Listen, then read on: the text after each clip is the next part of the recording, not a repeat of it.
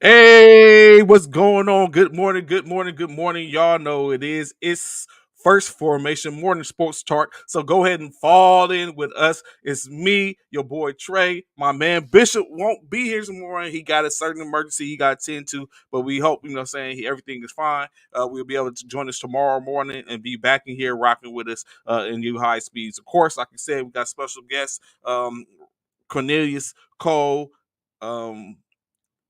Who does the morning his talk show every Tuesday, the Stimulate Your Mind talk show. And of course, Ron G is in the building, Speak Easy on as he gets his everything taken care of and set up. But of course, we're here and go ahead and fall in. Shouldn't be late, high speeds. Let's get it. So, Cornelius, what's good with you, bro? How's everything going?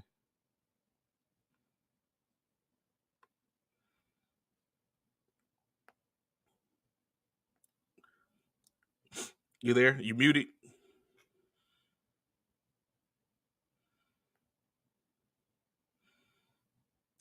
What's good? It's After White. What's good, brother? I ain't seen you in a while, man. How you been doing? What you been up to? Where you been? What's good, Freddie? Good morning. Good morning. Good morning. What's going on? Come on, come on, come on in. Come on in. So, of course, as everyone comes in, get some of the minorest of things out the way, even though actually they're not minor, pretty major, as we know yesterday. If you're into the PGA tours, of course, 25-year-old world number one Scotty Scheffler won his first Masters by 10 strokes under. Of course, that's shout out to Scotty as he gets his first jacket, green jacket. Of course, if he wasn't, if too far behind, Tiger Woods did compete in the Masters, actually making it through the first cut. However, even Father Time, those injuries and things caught back up with him as he ended up shooting 13 over par, and it didn't fare too well after the fact, but he did get through. Not sure if he's going to compete in any other tournaments throughout the course of the year, but he did compete in that. But again, not to take the shine off of Scotty, as he is the world's number one, and he does win his first jacket with the 10 under strokes. So shout out to Scotty Scheffler, current Masters champion. Cornelius, you good, bro? It has you muted. I see that you muted.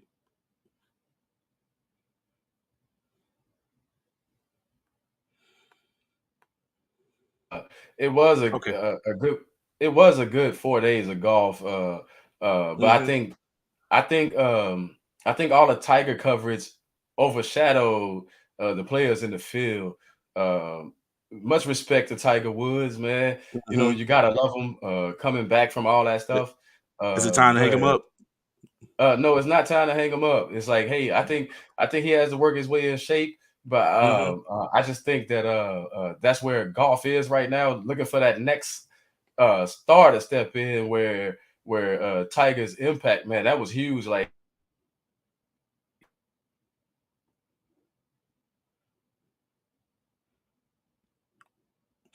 um, I don't know, it was like a huge following for Tiger, but it was a huge thing for the PGA Tour to put them back in things with Tiger. All I can say about it is for the young man to hang in there and play as well as he did and win the whole thing by three. Like I think he won like by three strokes or something like that. Um, Uh-huh. um, Hopefully, that's more golfers like him on the horizon. Uh-huh. But I think that Tiger's shadow, man, man, it's just huge. Like, and that was more the talk. As I followed the tournament, Uh-huh. um, it was more about Tiger than it was about the field and the guys that were actually competing. Even on the last day, even yesterday, it was more about Tiger finishing the event, no matter where he finished, more so than the leader, the guy that actually won the green jacket. Okay, and like you said, it even goes in to say, as far as like you was just saying, the fact of Tiger, like you said, the guy that won the green jacket, like no one knows who was, and he's the world's number one at this point. So you know, what I'm saying, hopefully, good morning. What's going on, JP? What's going on? So of course, of course that adds to it, where we're not sure how, not sure where or whom he was, but he's the world's number one.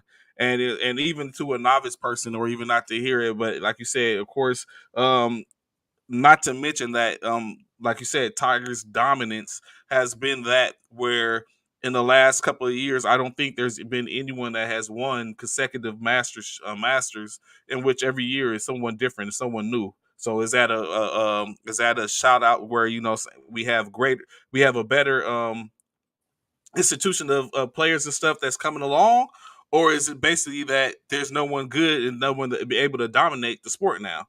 And I'm not sure which one it is. Ron, what's good with you, bro? How you doing, fam? What's good, fellas? What's good? Monday morning. Yes, sir. Yes, sir. Yes, sir. What's good with standing? That's going on, sir. So, Ron, we was just talking about Scotty Scheffler winning the Masters jacket, and how it was, and Cornelius was just saying how it was for the most part dominated by the fact that Tiger was playing. Were you checking that you catch a little of that, or do you think there's any truth to that? I think it's a little truth to that. I saw Tiger finish in the 70s, so it was a pretty. I guess it was a good performance by him. But the winner, dominating, that's dope. Don't know who it is, but that's dope. And that's what just Cornelius was just saying, like no one knows who he is, and he's the world's number one at that. 25 years old, world's number one. But maybe it's us being old fuddy duddies and just, you know, saying we want who we want there, and we don't want to let that person go. Very true. So of course, in MLB, Major League Baseball started this season in this series with, of course, 15 games, weekend series. Some of the series has already been taken care of. At least 3 series are still going. Of course, the Oakland A's were able to win their correction though. Philadelphia Phillies were able to win their series versus the Oakland A's. The Tampa Bay swept the Orioles in their series. Chicago White Sox won their series versus Detroit Lions. The New York Mets won their series versus the Washington Nationals. Who else was there? Oh, the Toronto Blue Jays end up winning their series versus the Texas Rangers. The Kansas City Royals are still playing their series against the Guardians. The Seattle Mariners still engaged in their series with the Twins. St. Louis is up in their series versus the Pittsburgh Pirates. The Chicago Cubs won their series versus Milwaukee. Unfortunately, the Colorado Rockies won their series versus the Los Angeles Dodgers. San Francisco Giants versus the Miami have won their series. The Houston Astros win their series versus the Los Angeles Angels. San Diego Padres wins versus the Diamondbacks, and of course, Bishop's love New York Yankees wins their series versus the Boston Red Sox, as the MLB starts off quick and with a bang, with no hits really. Well, one series doesn't play for the most part, but it's baseball season, gentlemen. I don't know how much baseball y'all into, but it is baseball. Cornelius, is baseball one of your strong points?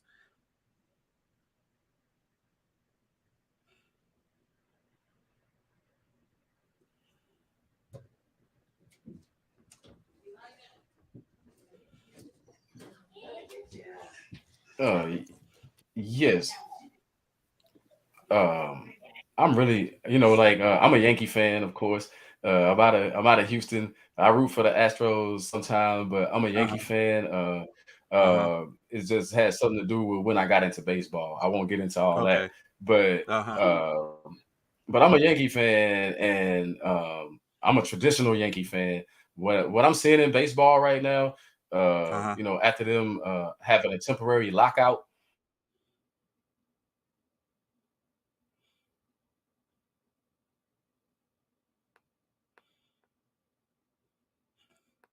coming back. I think the pitching is a thing right now. A lot of hit batters, lots of wild pitches. I think the short training camp has affected the pitchers mostly more so than the hitters. So far early on, hopefully the pitchers can get that right. I think it might take them a few, maybe a month or so to get acclimated to how fast things have transpired for them as far as getting out there now.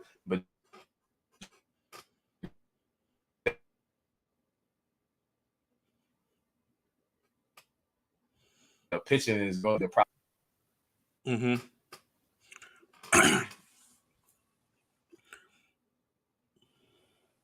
Ron, which team, if any, or do you look at in the when it comes to the MLB?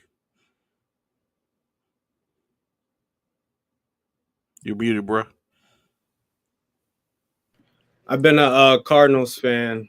St. Louis, all my life, and transition to allow my second team to be the Dodgers, LA, for the most part. So that's my bandwagon squad, and that's what I'm rooting for. Dodgers or St. Louis still? The Dodgers is who I'm rooting for. Let's go. Yeah, let's go. Big Blue record crew. Let's get it. They just so dang sexy, man. They stole the Braves' best player. It's just year after year. But they're going to be great at the end of the season and collapse. So, in true Los Angeles form, unfortunately, and maybe get one here and there. I want to get those asterisk type quotes away because I'm feeling a certain type of way as we finna get into the NBA. But as we I feel a certain type of way. They're trying to say that LA, the Dodgers won the season because it was shortened. They're trying to tell me that the Lakers won the season because it was in the bubble. So we need to simply kill all the noise and basically get in position and be like, you know what? Through the rigors of these long seasons, we are still victorious. And you know what I'm saying? And just wait for it. We're just going to wait for it. So, of course. Getting into this NBA slate, last night, as we know, was the final season finale, in which 16 teams, 20 teams continue on for an opportunity to play in the playoffs. The other 12 teams go home and take a seat and are soon to be joined by another 4 teams. So, and that, Ron, Cornelius, over the weekend, the Joker, Mr. Jokic, became the first player to hit 2,000 points, 1,000 rebounds, 500 assists in NBA history. Joel Embiid, the first center to receive the scoring title in over 22 years. Both these gentlemen are potentially 1 and 2 when it comes down to the MVP.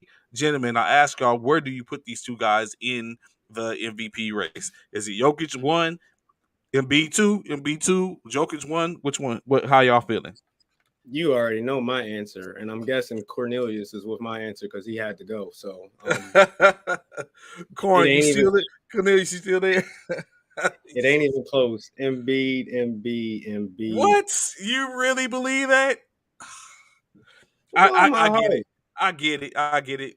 Cornelius, bruh. So, go ahead, Ron. What are we gonna say? Is because of stats that he's better? Because performance, domination, team record, team performance is all Embiid, and everybody want to say Joker lost his players. Don't forget Embiid had his best player sit out all year due to lower back injuries, I guess is what we're going to call it.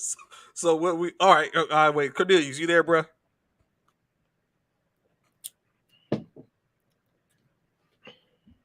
Okay.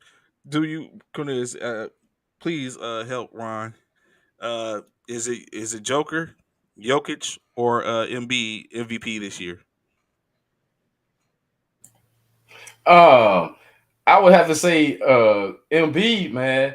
Oh my gosh, y'all bugging. What you mean? Oh my god! I mean, he's doing something like he's done something that no.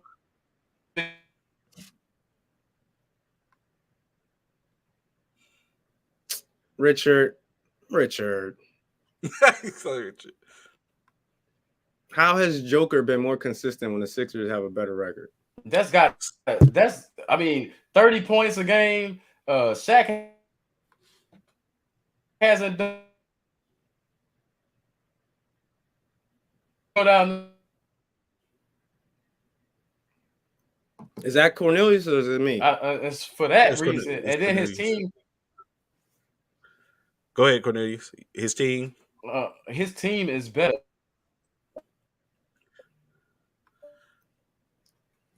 It's so with you saying that, Cornelius, and Applewhite. I agree, Anthony. If it could have been anyone else, I think on a slight come up, it should have been Luka. But unfortunately, it's not. But when you look at it, why isn't it not Luka?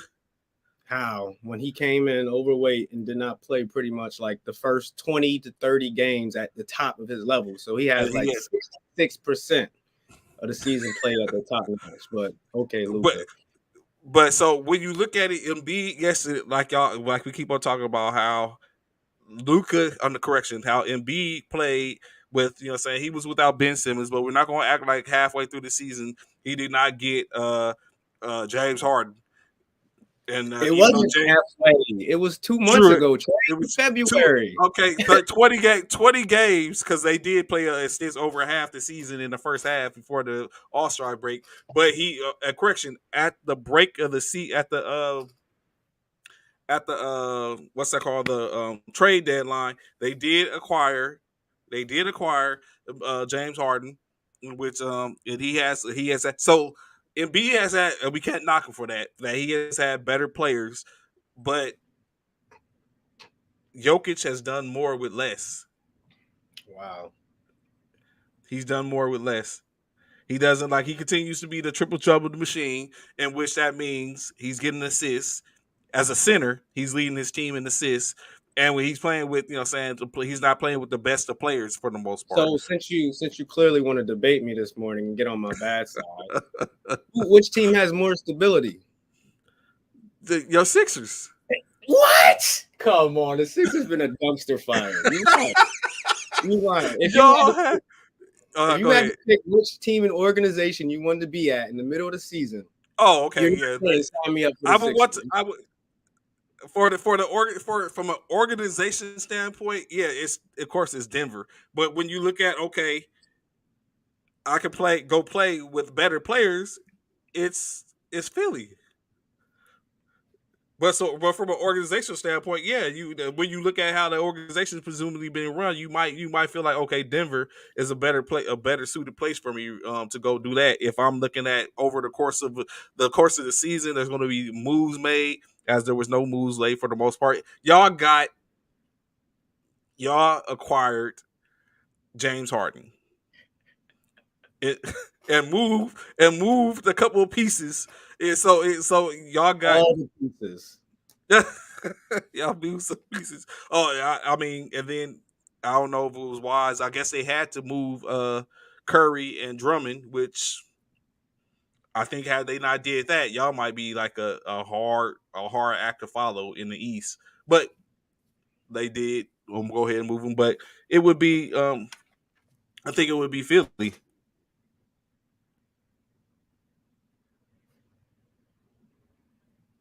So I feel like Denver has the second best player on their team if we don't count James Harden or Ben Simmons.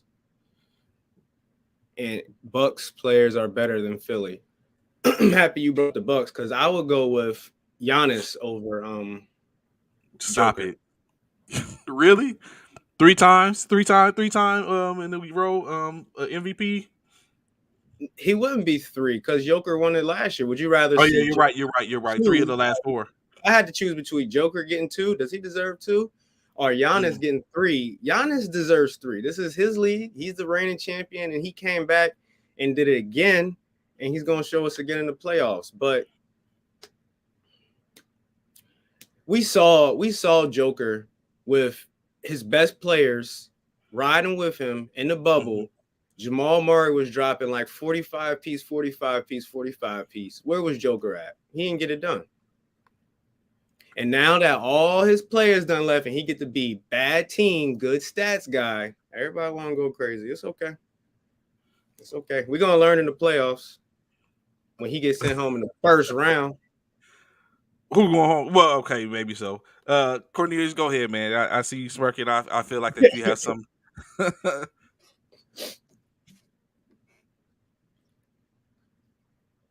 We see you. We see you lip this movie, but we can't hear you.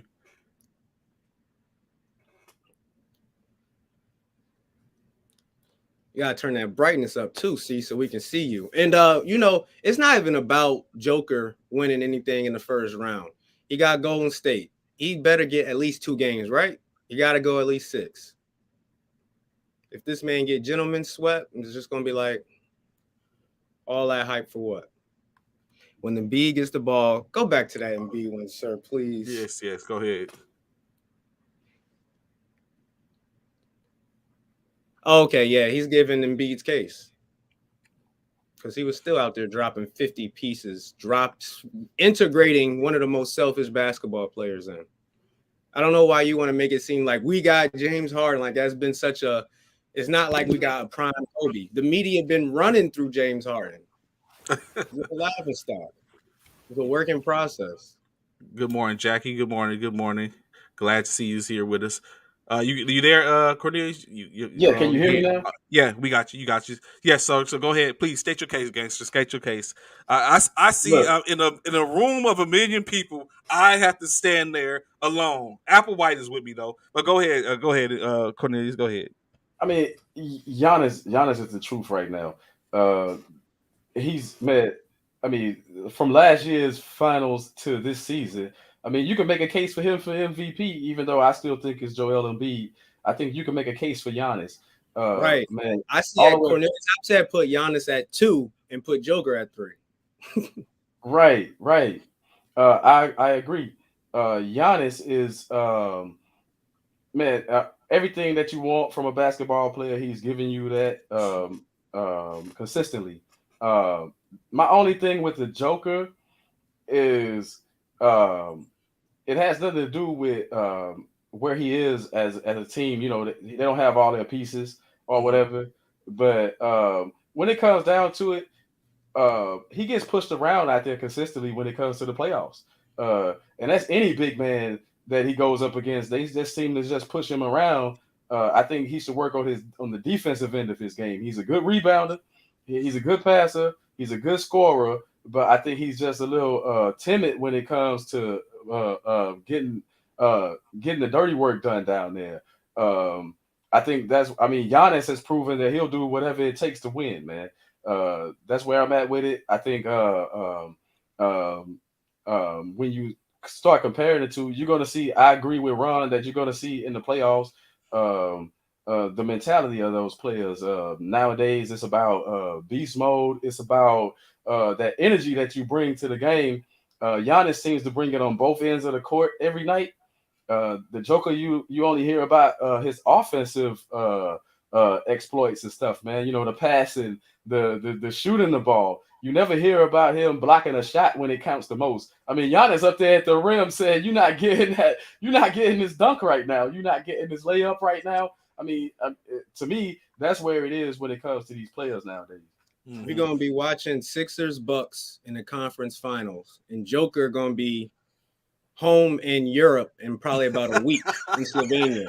And Trey, you can go kick it with your boy since you riding with him so much. So okay, but let's go back to what Anthony was just asking, Rod. So what we're saying is that Harden is not making Philadelphia better. Right, the Harden, we gave up everything. We gave up Ben Simmons, Defensive Player of the Year, Seth Curry, Sixth Man of the Year, Andre Drummond, best backup big in the league, most improved player. We thought we was getting 2018 Harden. If we're getting 2018 Harden, 30 points, 15 rebounds, 12 assists, then without a doubt, that's Kobe and Shaq. But we have not seen anything close. Have y'all seen that Harden?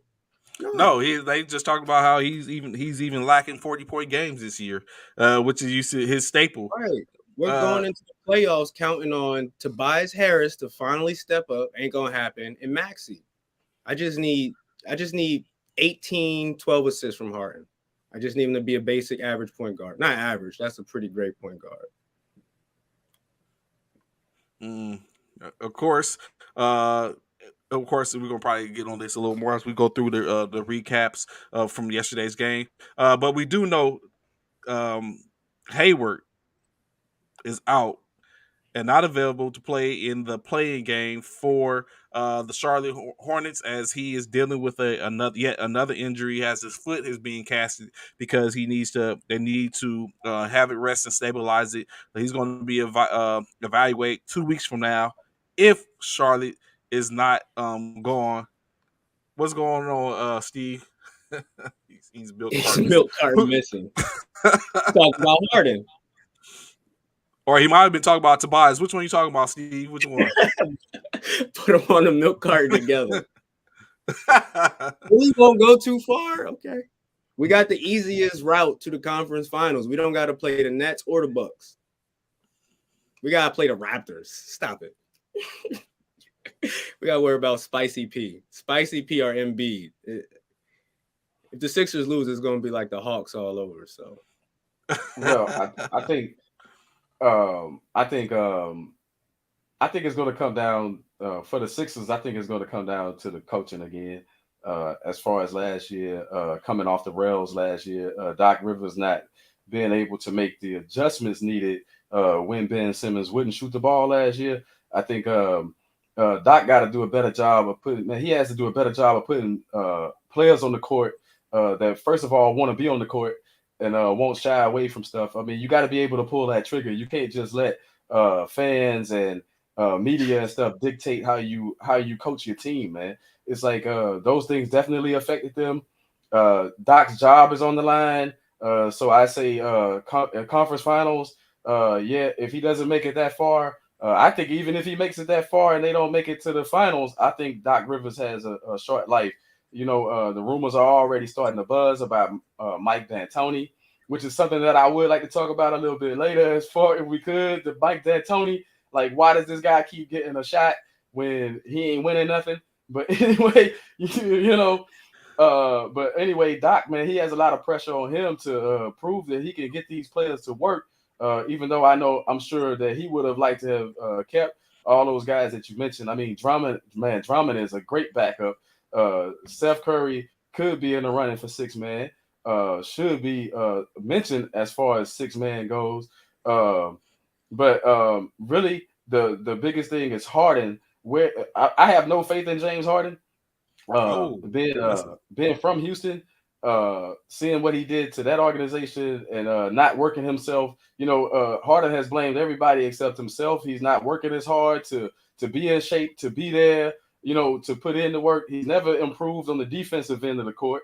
I think at some point we have to say that James Harden, it's time to put up or shut up, man. It's time for us to see what you got in the playoffs or just be quiet. So, of course, before you get to that statement that Applewhite made about Philly, Ron. So, hey, good morning, April. What's going on, Noah? Good morning, brother. So, one of the things in which it's funny that you talked about the whole coaching thing, in which we're about to get to in a hot second, because of course there's speculation. There has been speculations swirling in reference to Russell Westbrook possibly going to Charlotte during the off season. But as I was looking and researching over the weekend, I kind of figured out. I think I know where the whole Russell Westbrook versus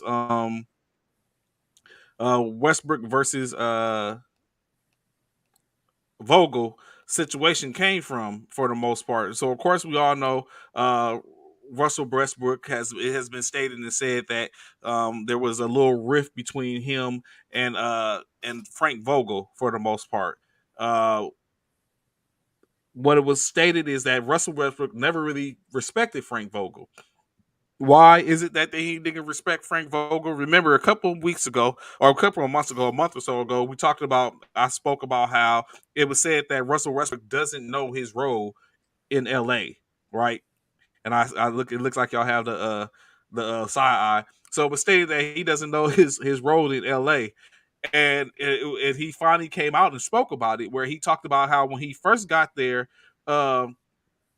it was said, and it was I'm paraphrasing for the most part, that the moment Frank first said, anyone who gets the rebound can bring the ball up the court.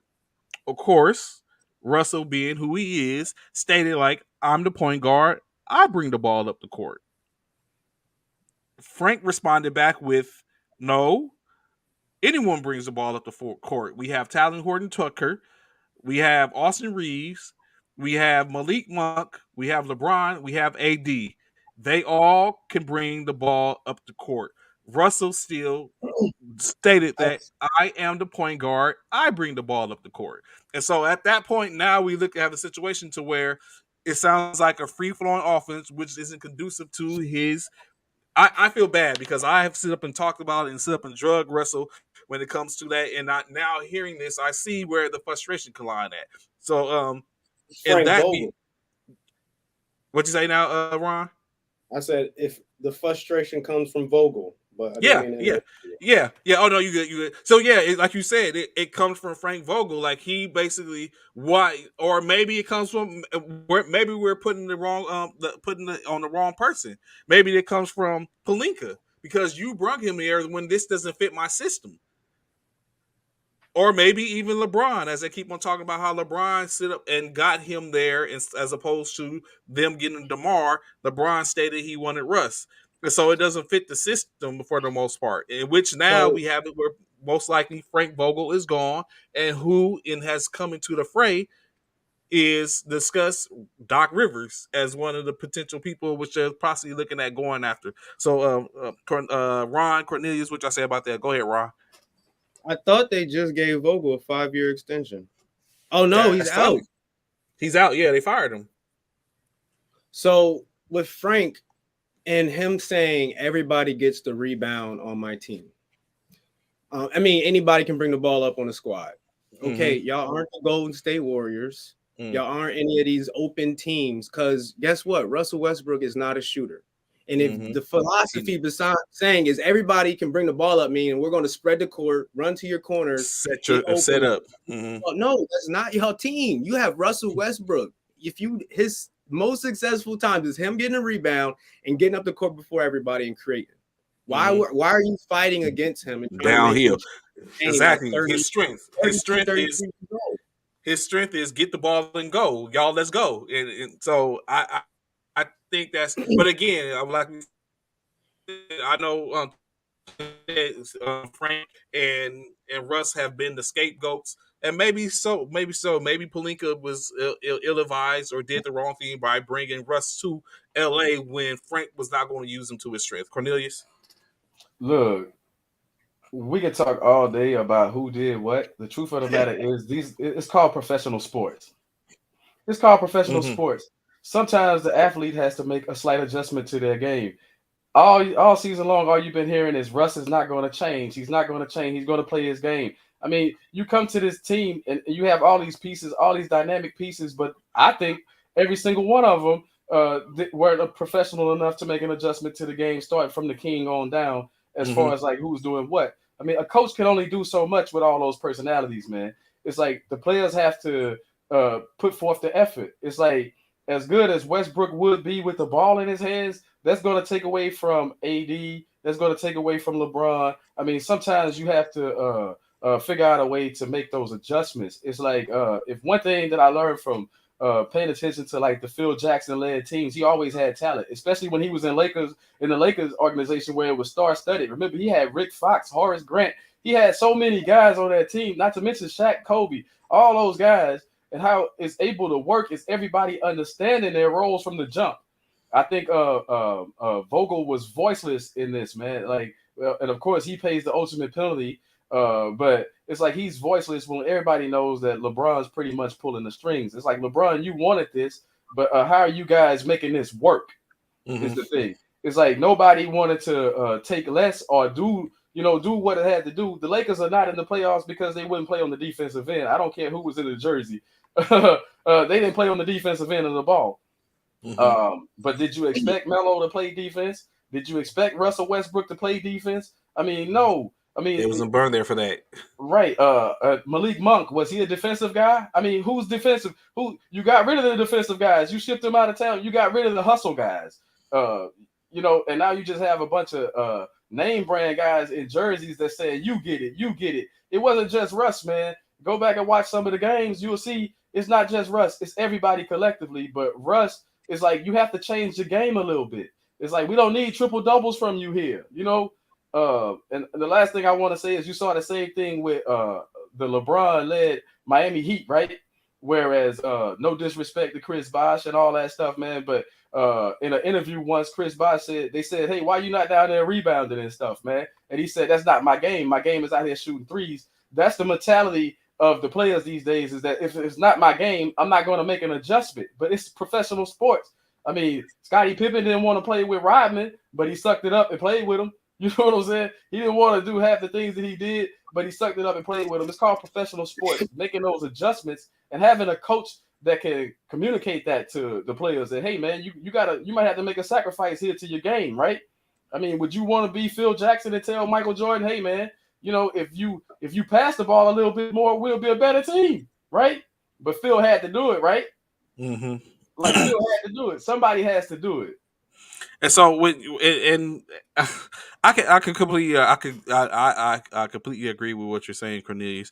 But also take a look at it again, at what is been the most, and I think what you're saying is the reason why I think Frank Vogel thought that that's what Russell was going to do at some point, because the brass, quote unquote, was it was said that they wanted Frank Vogel to bench Russ and bring him off the bench.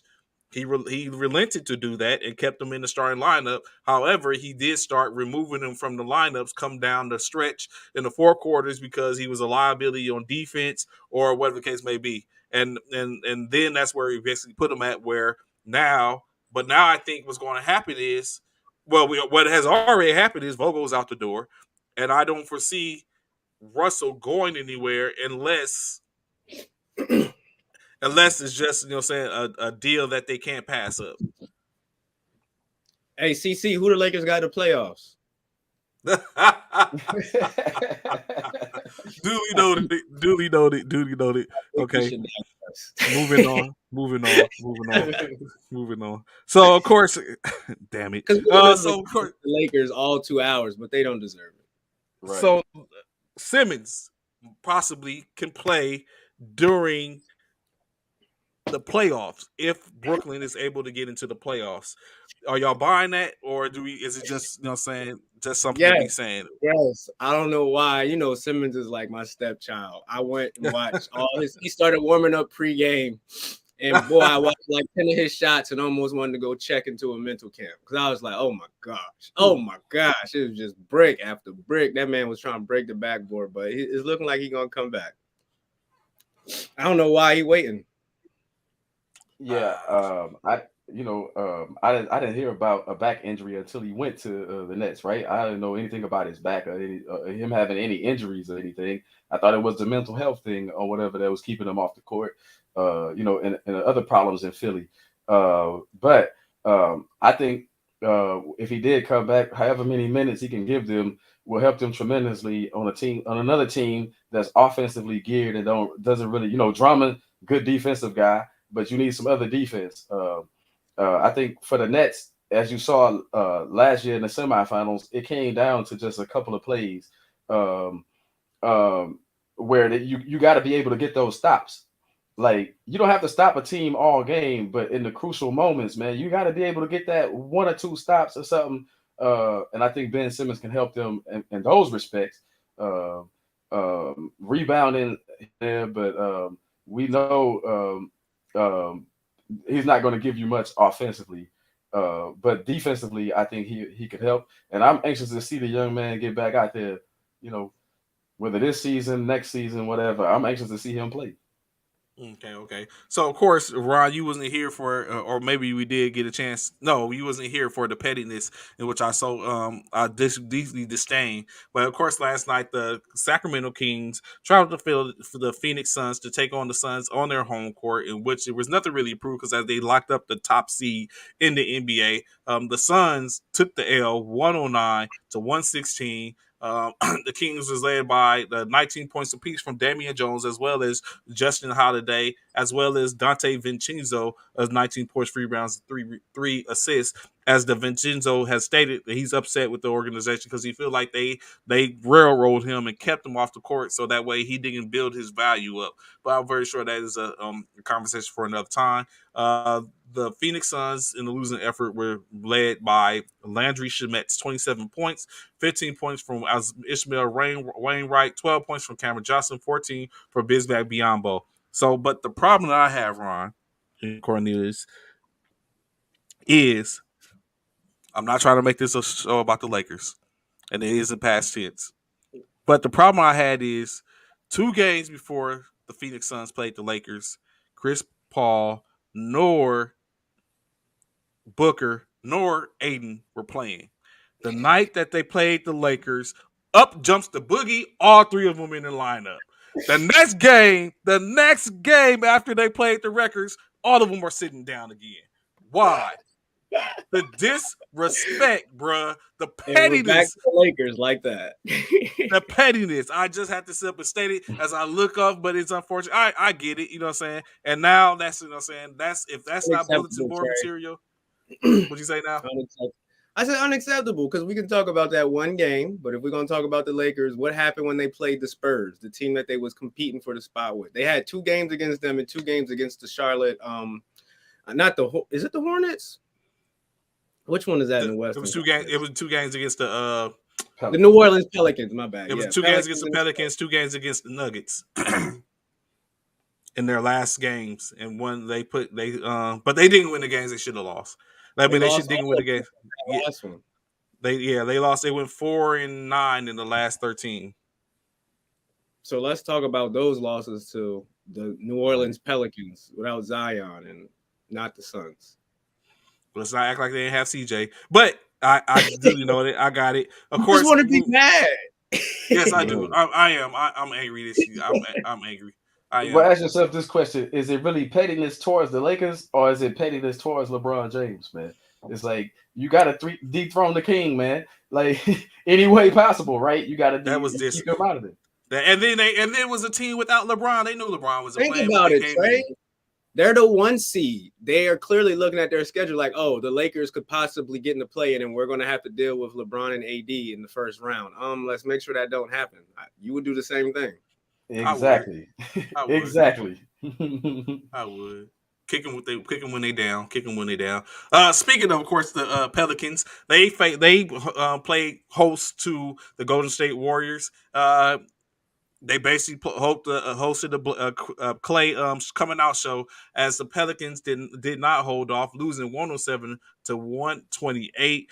The Warriors, Klay Thompson, 41 points, 3 rebounds, 2 assists, 22 points, 4 rebounds, 5 assists from Jordan Poole, and 18, 5, and 2 from Jonathan Kuminga. The Pelicans was led by Najee Marshall's 19 points, 15 points from Trey Murphy III, as well as an additional 17 points from Gary Clark. CJ McCollum, in 6 minutes of play, 1 assist, 1 rebound, no points. So obviously they went ahead and pulled their players and relented to the Warriors, who did get a chance to lock up the 3 seed for their playoff run.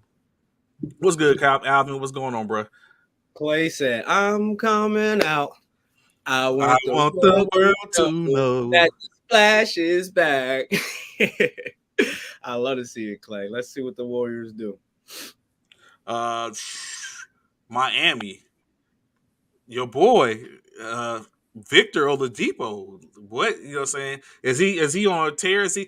Do we have a problem in Miami? You got 2 microwave scorers coming off the bench. Of course, there's not enough balls to go around for them at the end of the day, but you potentially have 2 players coming off your bench that can get you 20 at any given time in Victor Oladipo and Tyler Hero. Miami, however, was not victorious as they lost 125 to 111. Like I said, though, the Heat was led by Victor Oladipo's 40 points, 10 rebounds, and 7 assists. Javonte Smart contributed with 20 points and 5 rebounds, 16 points from Haywood Highsmith. the Orlando Magic were led by 21 points from R.J. Hampton, 21 points from Mohamed Bamba, 17 points from Tuma Kiki. Maurice Wagner with 14, 15 points from Brazakis and Kennedy, and Fultz with 10 points, 15 assists in his double-double effort. Orlando was acting like they had something to play about, but unfortunately, it didn't work. Gentlemen, what do you think about Miami? Are they the team to beat in the East? They do have the number 1 seed. No, they are not the team to beat. I would say that strongly. The Bucks are still the team to beat over there. Knock them off, you have a good chance of winning it all, even. But Miami's problem is they have to spread the ball too much. They don't really have Jimmy Butler is not really Jimmy Buckets, man. When it comes down to it, I think in crucial moments of games, you'll see where the Heat are. They got to have a little bit of luck on their side. They don't have anybody that can definitively take over the game in those final minutes. Like most of these teams, you got Durant and Kyrie on one team. You got Giannis on another team. You got Embiid. Who knows what Harden's going to give you? I'm just saying, Miami, who you going to? Where's the Rock going when you really need this bucket? Ron? They don't know. Tyler Hero. Mr. Microwave. We might have another Jimmy Neutron showing in Duncan Robinson. We never know. I think the over under for the amount of fights that the Heat get in this playoff run is over 1.5. Like you said it, Jimmy Buckets ain't Jimmy Buckets no more, but yet he still walks around like he's that guy, and they're like, you might should pass the ball to us. Get the ball to Tyler. Yep. But that's Sixers round 2. Sixers Heat, as long as they don't lose in the first round. And they just there's no way Bam could hang with Embiid. It's gonna be 45-point nights. 45, 45, 45. Of course, Brooklyn Nets faced off against the Indiana Pacers at home. It's been a blessing for them having Kyrie, because I don't know if they would be in this position had Kyrie not came back. But I digress, because he is back, and Brooklyn was able to get the 134-126 lead. If you're watching, I know this is going to make you smile. However, the comments that ensue after that might not. Of course, the Pacers led by O'Shea Brissett's 28 points, 8 rebounds, 3 assists, 17 points from Tyrese Halliburton, 14 points from TJ McConnell, 10 points from Lance Stevenson as he continues to do work as in this late in his career. I wonder will he be back next year.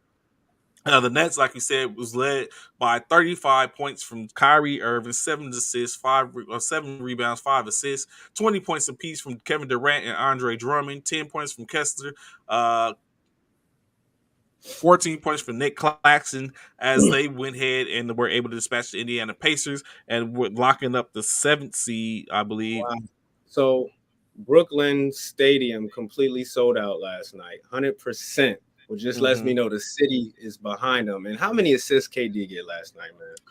KD pulled down. Hold on, let me go back. It was almost double. It's almost 20. He threw up 16 assists. Kyrie 75% shooting. If Ben Simmons come back, I don't see anybody beating the Nets more than one game. They not the Bucks. They'll gentlemen sweep the Bucks. But I don't know. It's hard to say because Giannis, we've seen him do anything, so there's nothing he can't do. But I don't think they would sweep the Bucks. I think it'll be another 7-game series just because the Bucks. Yeah, just because the Bucks play defense, man. Drew Holiday and Middleton, those guys get after it on the perimeter, and as long as you got Giannis somewhere back there willing to block shots, willing to step up, take charges, and things like that. Is going to which is not a good thing. That's not what we need from Giannis, because that's going to wear. We need him to run them halfback dives. But I still think I think that it'll be difficult to eliminate a team like the Bucks, especially when they're all on their game. Like if they come out and play like they played last year, it will be an interesting series as far as the way that they did last year. Brooklyn has the best offense to me in the playoffs right now when those guys are clicking. They have the best offense. But like I said, you saw it last year. It came down to overtime, and even without Kyrie and all that stuff, Durant, how far Kevin Durant was able to take them. And they could have very easily have beaten the Bucks last year. But I think the mentality of the Bucks this year is knowing what they are and knowing how to step up. But for the Nets, the biggest thing is going to come down to, man, can they get a stop? Can you stop somebody? I mean, you can score 130, but if you give up 131, Ron, what are you going to do?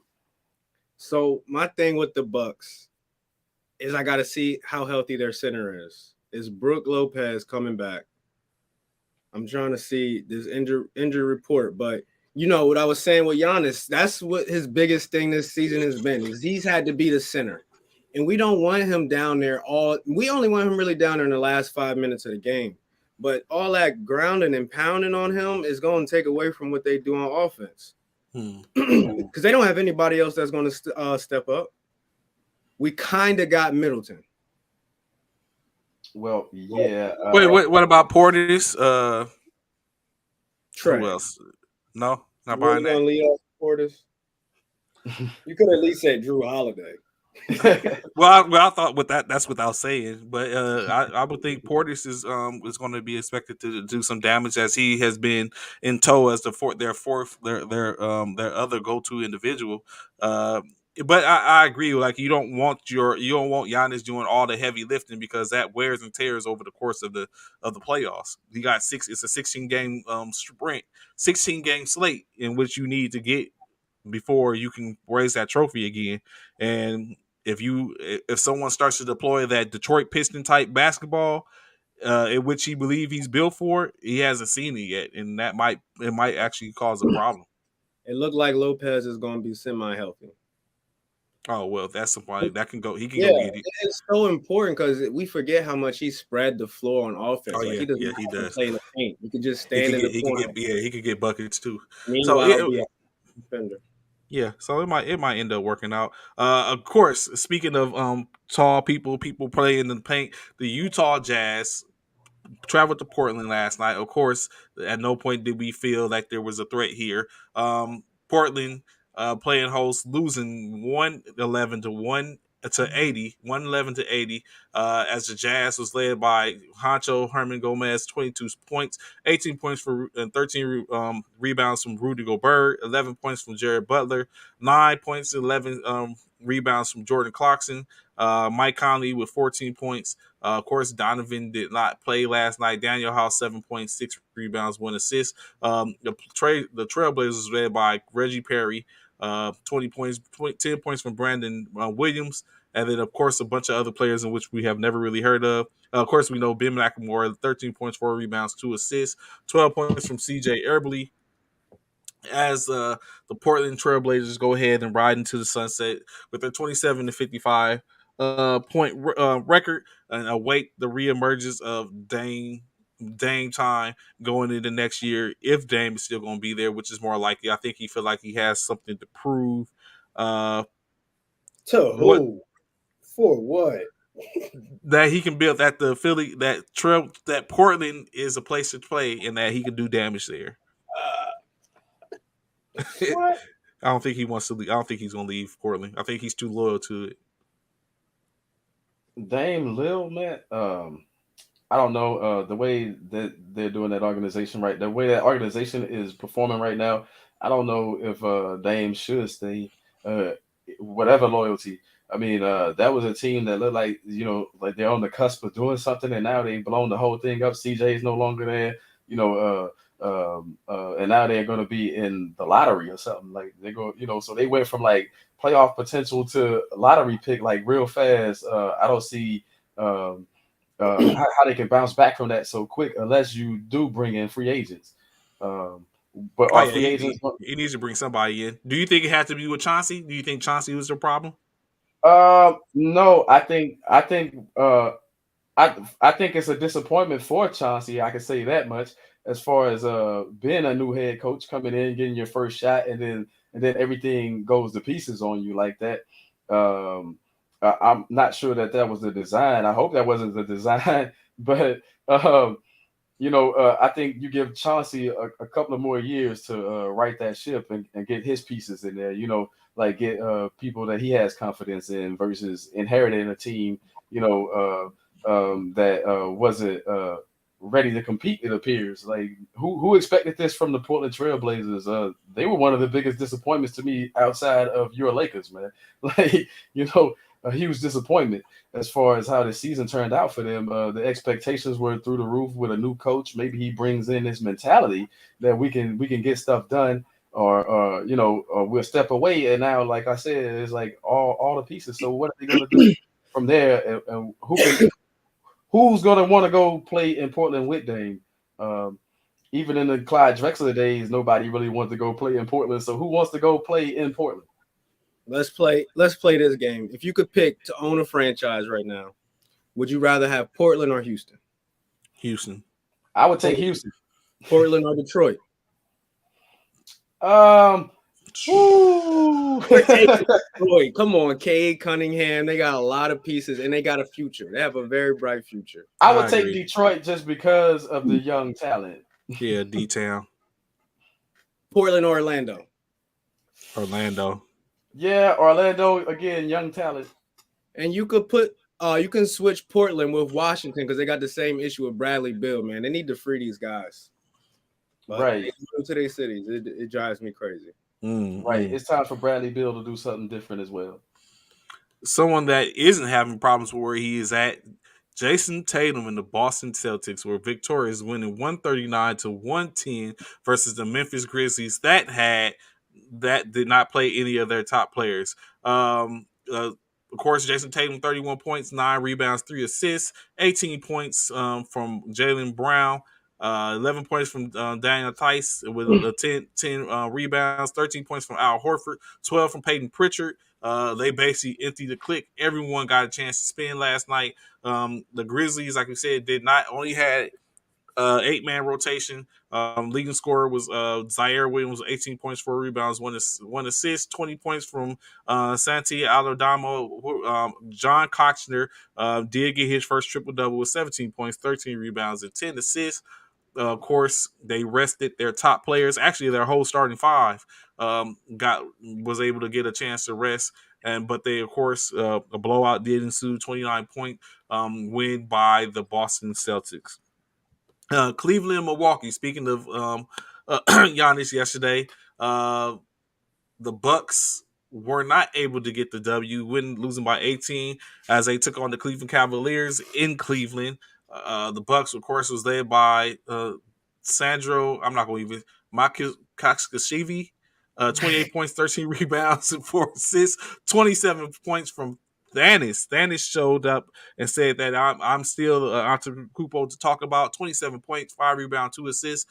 24 points from Jordan Norwood. 18 points from Lydell Whittington. The Cavaliers.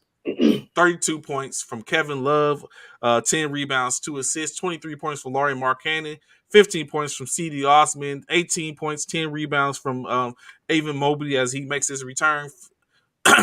Rajon Rondo was out there cooking. If you watch the game, diamond all over the court in true fashion. Gentlemen, I ask y'all, is Cleveland ready, or was just a finale that because there was no Giannis and company available? You said it. I think a lot of it is it's to be determined as far as are they ready. You'll see in the play-in game what they bring to the table. They're not all the way there yet, but I give them a lot of props for bouncing back after LeBron left them hanging. The teams that he leaves a lot of times going to the dumpster for a while, and then they have to come back. So I like what they're doing. They got a great nucleus going there, but I don't know how far that's going to get them this season. Ron, you just said basically what I said. No Giannis and no biscuit. I feel like Cleveland could beat Brooklyn in their first playing game without Ben Simmons.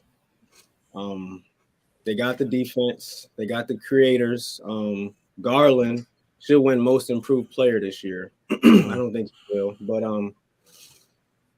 I know Boston's praying that Cleveland handles business in this play-in and beats Brooklyn, so they don't have to face KD. But I'll give him a chance. I'll definitely give him a chance. Okay.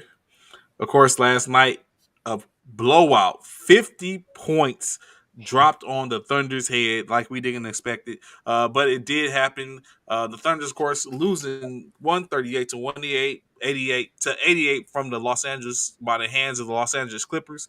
17 points from Kalek Zakis. From these names, bro. From the Thunder, 16 points apiece from Roby and Vitt. Zaire Simpson, 17 points. The Clippers, however, was led by 35 points from Amir Coffey, 20 points from Luke Kennard, 17 points from Xavier Moon, 18 points from Brandon Boston, Covington, 9 and 6. Easy Zubac, double with 12 points, 11 rebounds, 2 assists. It's just without a PG. But that being said, PG is back. The Clippers can play in the play in. What do you think their ceilings is? Their ceiling will be. I'm sorry.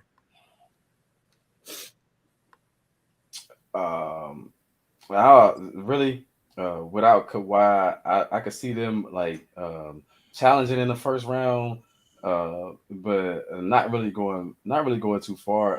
One thing that we've learned about the new Paul George is that something's missing there as far as like when he was with the Pacers, it seemed like he was more ready to take a team on his back and do different things. Now I think he's given in to the pressure. So I like Ron Loe. I think he's a good coach. I think Reggie Jackson and those guys, they play well. Covington, bringing Covington over, all that stuff. I think those moves are good for them. But however, I just think that without Kawhi, they're not going too far in the playoffs where, the gap between the top teams over there, man, is just ridiculous. So I don't see any of those teams at the bottom doing anything with Phoenix, doing anything with the Grizzlies, doing anything with Golden State. Ron? Y'all know what we call Paul George, Pandemic P. I'm here for it. He's going. I see the Clippers winning their play. I don't think they beat Minnesota, but they definitely should beat the Pelicans or the Spurs and get that A seed. But then going to come the collapse. Paul George, 2 for 15, 7 points, 8 rebounds. What the heck happened? Kawhi, you need to come back. I don't know what he's waiting for. Next year. As always. This is what he do. Next year. Right. So, of course, you know what I'm saying? Represented, Hub City representative. DeMar DeRozan should have been in LA, but we're going to leave that there. Faced off against the Minnesota Timberwolves last night. Timberwolves playing the hosts and taking the L 124 to 120. The Bulls was led by 26 points from Ayo Dasamun, 17 points from Troy Brown, 11 assists. To boot, Derrick Jones Jr. dropped 12, 10 points from Tristan Thompson. The Timberwolves, 15 points from Jalen Noel, 13 points from Josh Okogie, 14 points from Nas Reed, 11 from Leandro Balmero as they let their starters rest, but it was not able to get them the win, but they're already in the playoffs. So it doesn't make a difference, but I don't know if it's going to be a good side for them. We will see. Additionally, where was that? I was just ATL showed it. The Atlanta Falcons faced off against the Houston Rockets in H-Town. The Rockets lit the fuse as you had a showing of a career high for the young rook Jalen Green, as he was able to drop 41 points, 1 rebound, 3 assists. As he said in a press conference the other day, he's a walking bucket. Ron, I see you rubbing your hands. Do you see great things happening in Houston? Yeah, everybody was talking down on Jalen, man. He did his thing to finish out this year. I can't wait. I hope they get that first round pick. I want Paolo to go to Houston more than anybody. Not Jabari? Jabari, no, because he's more. Either one could work. Jabari's gonna be like that 3-and-D dude, so he's not really gonna be that impacting. Like it's Okay. he's gonna be Pachero doing problems down low. right. Jabari's gonna be great for the roster going future. But if you looking like let's talking about getting into the play-in next year, we want Paulo. A banger. Yeah, I think they're a few pieces away from really making an impact. Big up to the hometown for hanging in there and finishing off the season strong. I don't know if they finished strong because they finished in last place, but I know what you're saying. Yeah, they have a chance at, like you said, they have a chance at the number one seed. Of course, Kevin Porter Jr., 26 points, 8 rebounds, 6 assists, 14 points from Garrison Matthews, 11 points from Kenyon Martin Jr. The Hawks was led by the 28 points from Trae Young, 11 assists, 5 rebounds, 22 points from DeAndre Hunter, 26 points from Danilo Gallinari,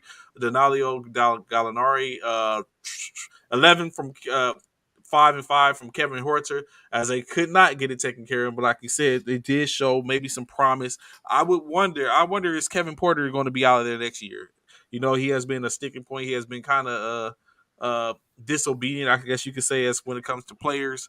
I wonder, is he a locker room problem, and if can they move him, or are they just looking at like his upside potentially decide like we're going to talk to him and get him back under wraps and see if he and see if we can make some do some things with him. Where else? ATL. Charlotte. What is up? I ask y'all guys before I get into this: who is the better ball brother, Lonzo or LaMelo? It's not close. Is that right? LaMelo. Anybody says anything other than LaMelo, what are you watching? And Lamar told us that before they all got drafted. That LaMelo was the better of the brother? Yep, that he was going to be a problem. Golden State had the second pick and decided to pick whoever they picked up over him. Wiseman. Then they take Wiseman. Yeah, Wiseman. I ain't want to see his name.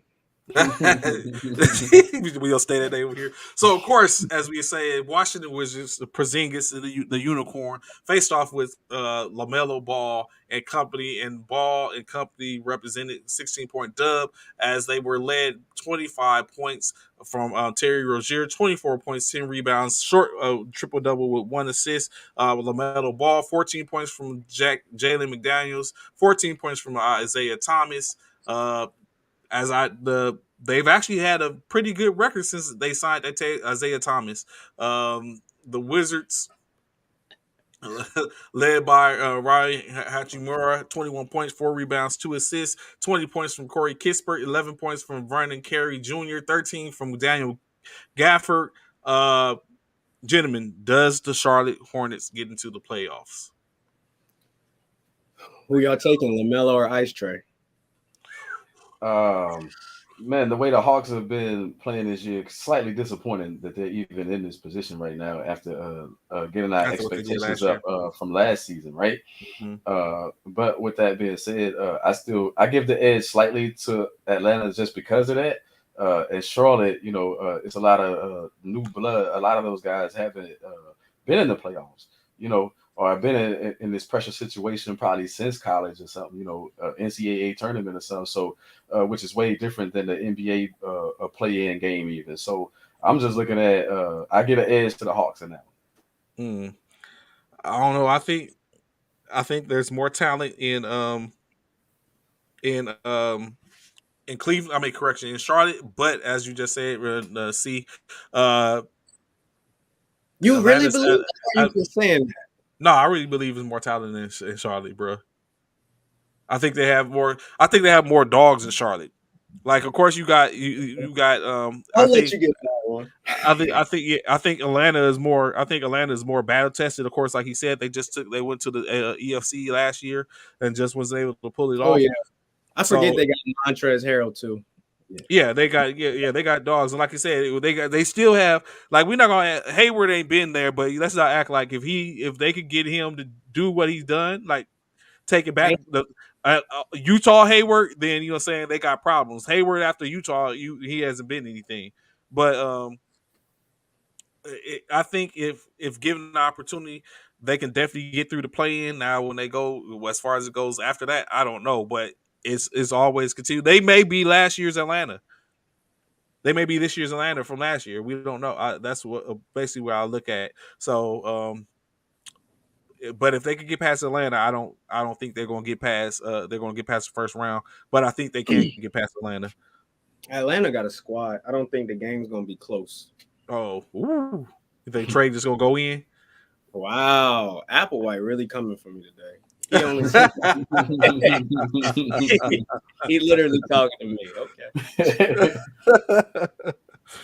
trying to hurt my feelings. Oh, gracious. The Raptors and New York Knicks. The Raptors traveled to the MSG to take on the Knicks on their home court, of course, winning 105-104. The Raptors was led by Chris Boucher with 21.7 rebounds, 3 assists, 17 points from Gary Trent Jr. Of course, like you said, Spicy P did not make an appearance. Maybe that made the difference. What we do know is that Emmanuel quickly dropped a triple-double with 34 points, 10 rebounds, 12 assists.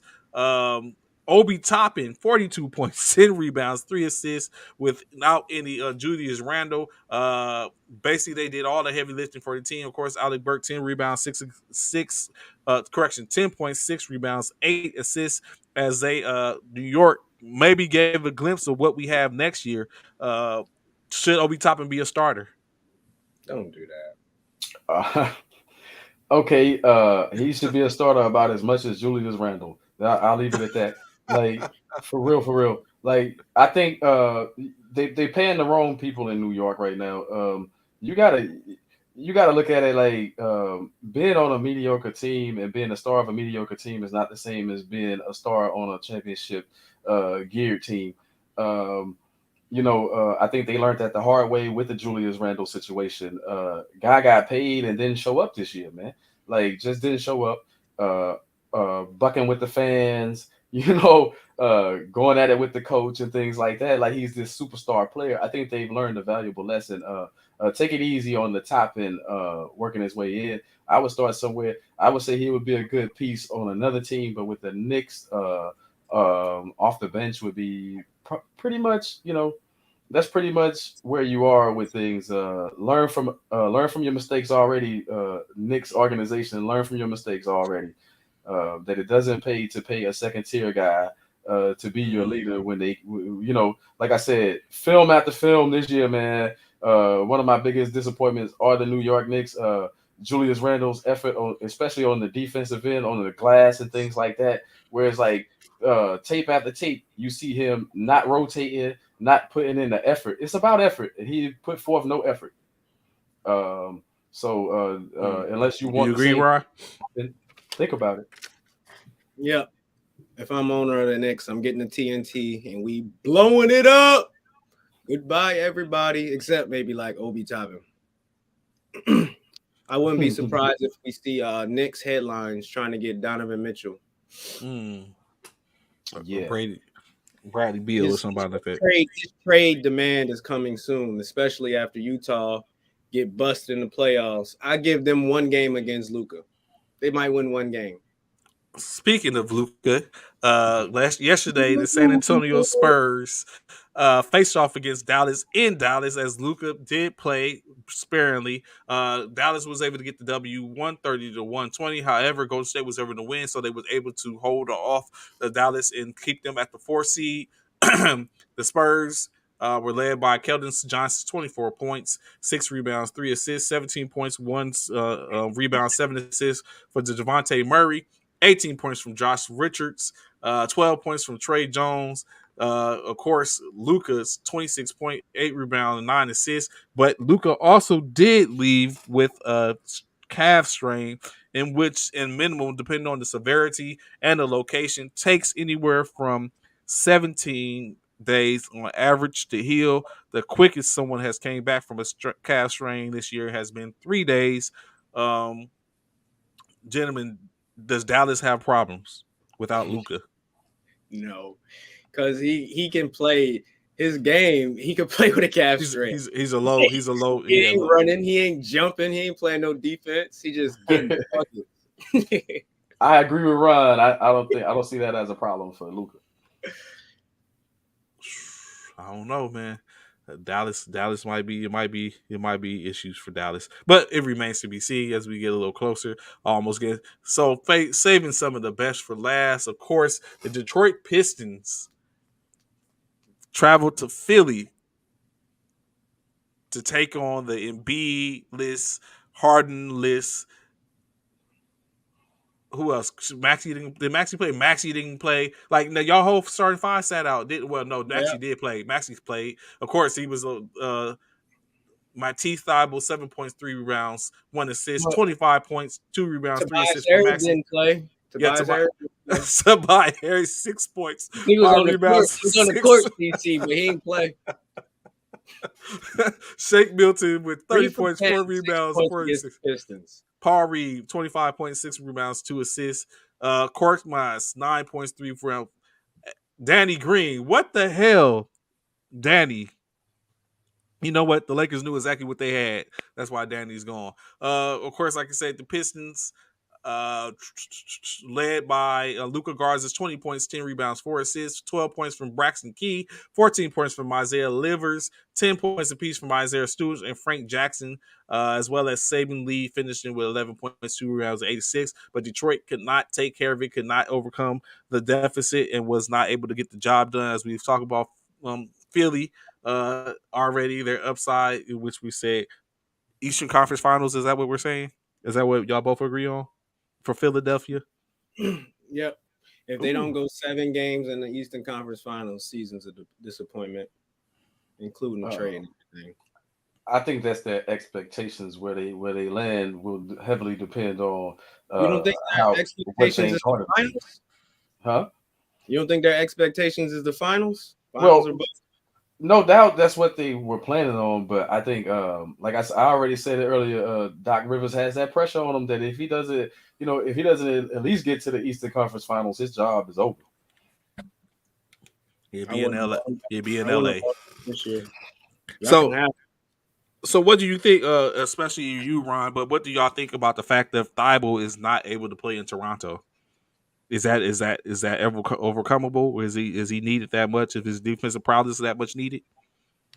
No, not against Toronto. No, not early on.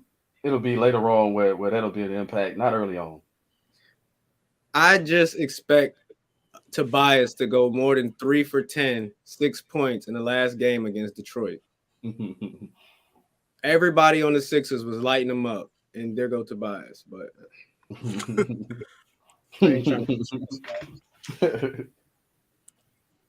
What I will say is that if Philly doesn't take care of Toronto, it's going to cause a whole problem for a lot of teams, because there's a lot of teams, technically one team in particular whose player is not vaccinated, which means they would not be able to go. They would not have that player in Toronto.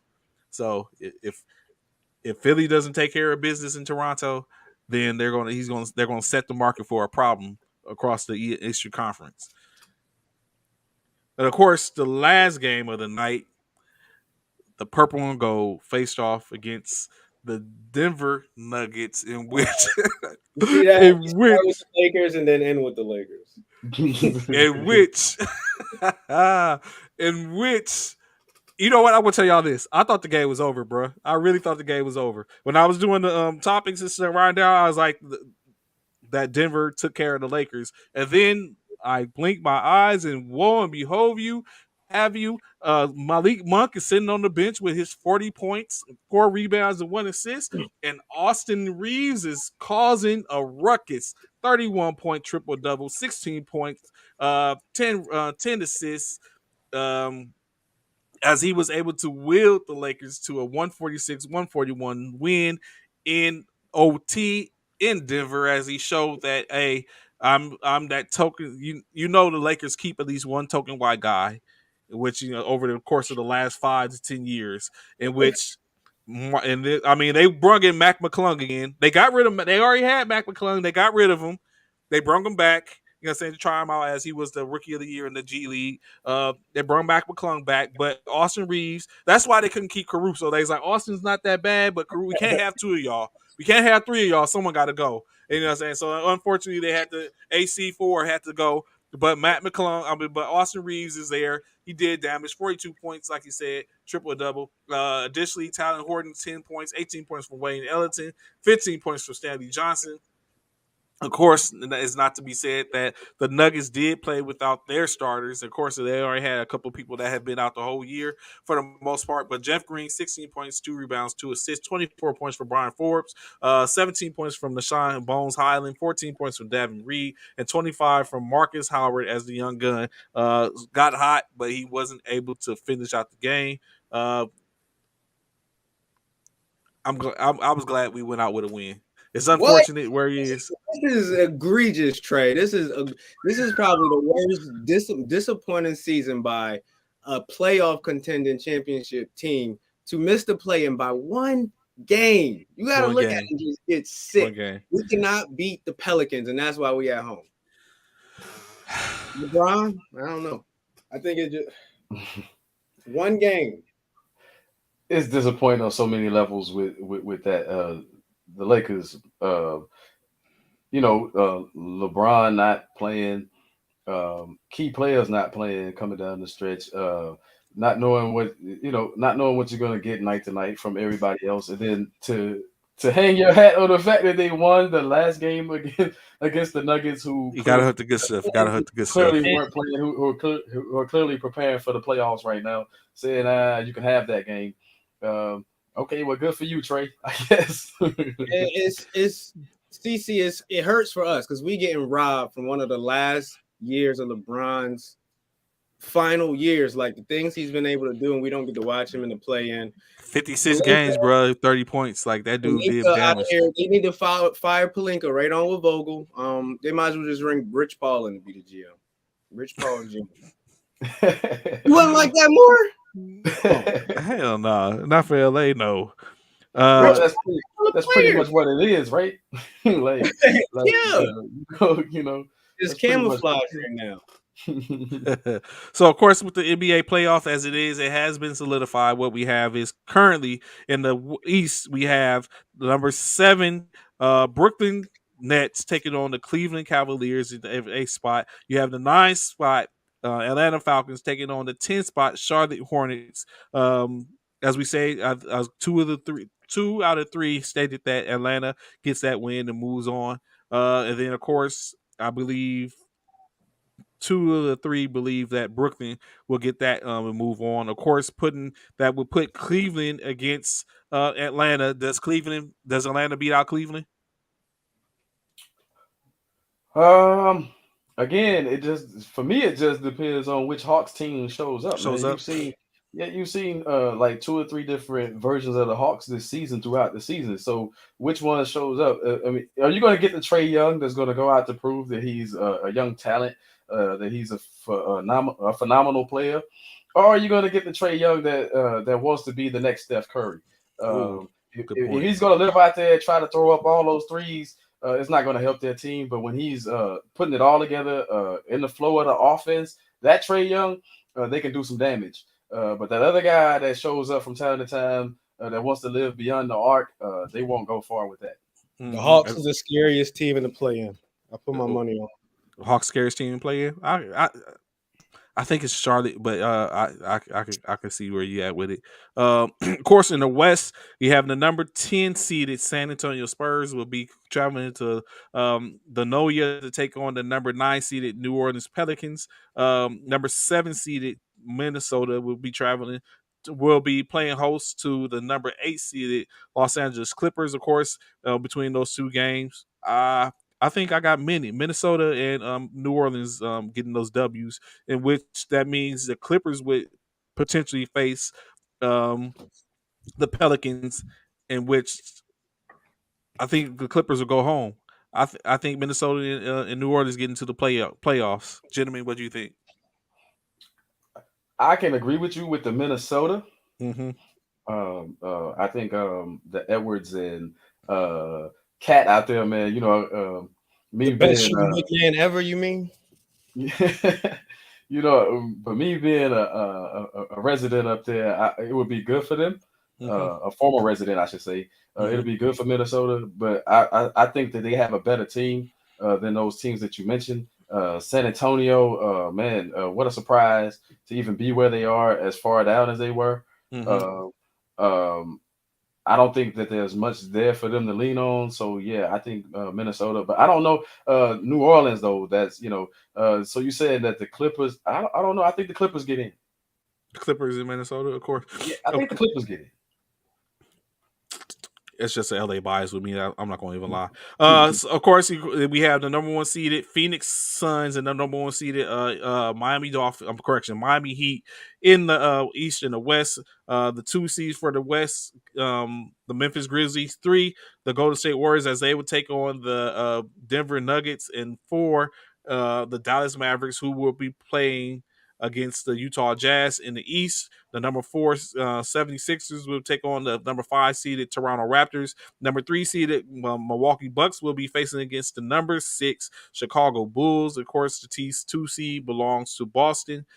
In the East, I'm looking at that 3-6 game in the East. Do y'all think? And I'm very sure because of the conversation we had earlier, you think differently. But do you think for a second that the Chicago from the beginning of the season shows up in Milwaukee?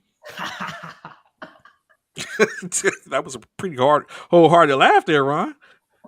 Was that a serious question? I hope that wasn't one that you prepared for. No, it wasn't. I did not. That was. It gets swept.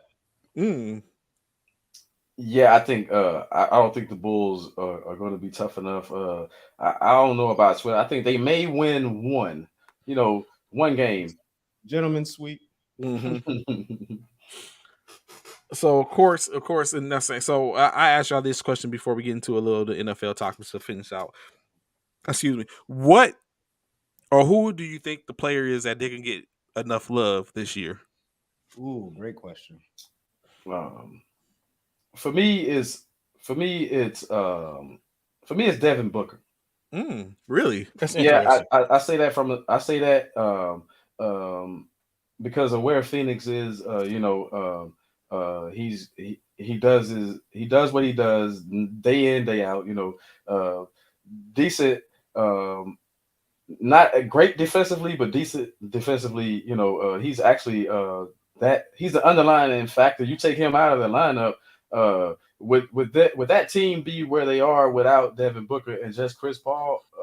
You have to ask yourself that question. I think he's meant a lot to them, especially this season, with them having the best record in the league, with them having that hunger. I think out of all the players right now, outside of Giannis, I'd say this young man has the most heart, man. Like he has that championship spirit.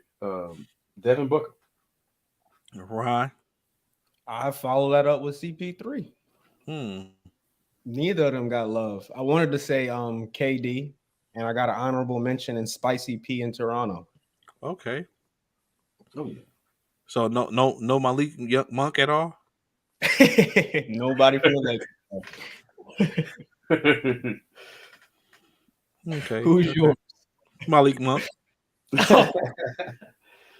Really? Remember they said Malik Monk, LeBron, and AD was going to be a big 3 at one point. Right.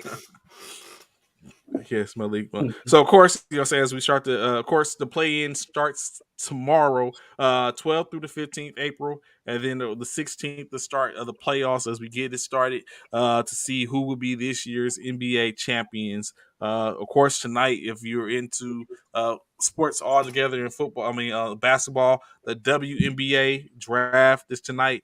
Let's go Sparks represent. As hopefully they do. Of course, we know Chicago Sky will be looking to better their squad and continue to defend their championship title. Of course, in NFL, there was a tragic loss as quarterback for the Pittsburgh Steelers. Dwayne Haskins passes away at the age of 24 as he was struck by a dump truck across the highway in Florida. it was, of course, unexpected. If anything else, he was out doing training with the quarterbacks and running backs in Florida, and yet it has not been stated what he was doing on the highway or trying to cross the highway. The investigation is still pending. Y'all saw it said his car ran out of gas. Really? That's why he got stuck in the middle of the highway. I don't know what's going on. I smell shenanigans.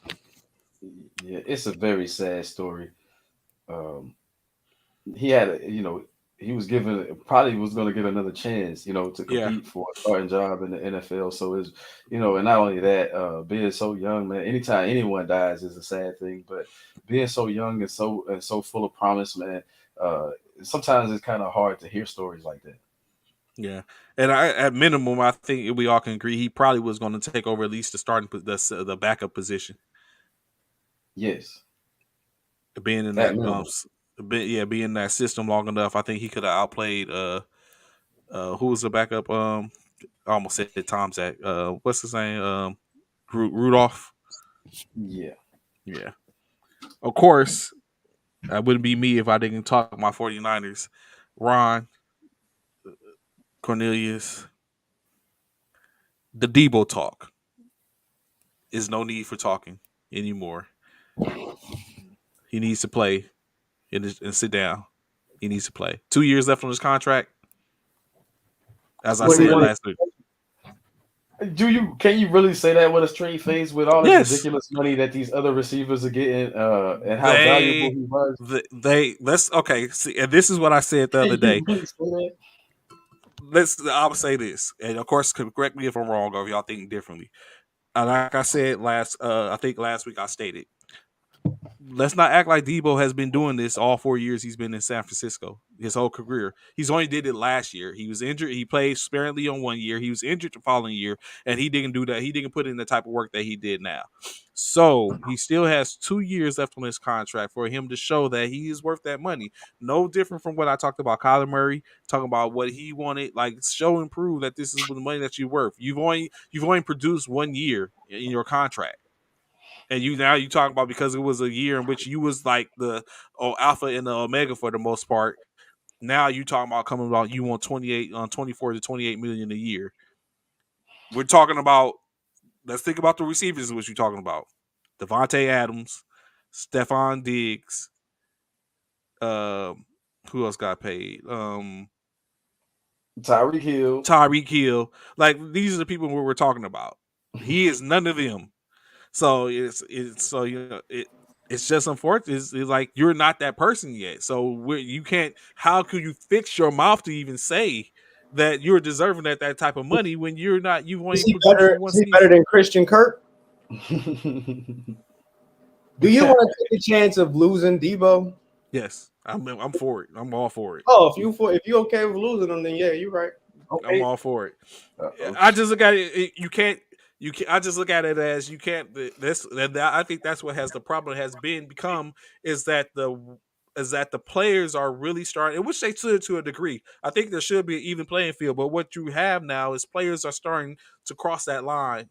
We have habitual line steppers when it comes down to these contracts.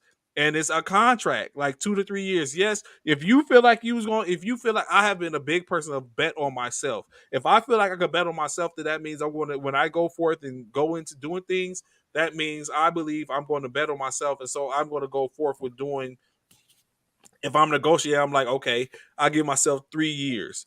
That's what I'm looking for. That's what I'm looking for in my contract. So I don't have to worry about saying that I've outplayed my contract and I'm trying to make sure that I'm taken care of before something happens like an injury or you trade me and move me somewhere else that I'm not going to produce.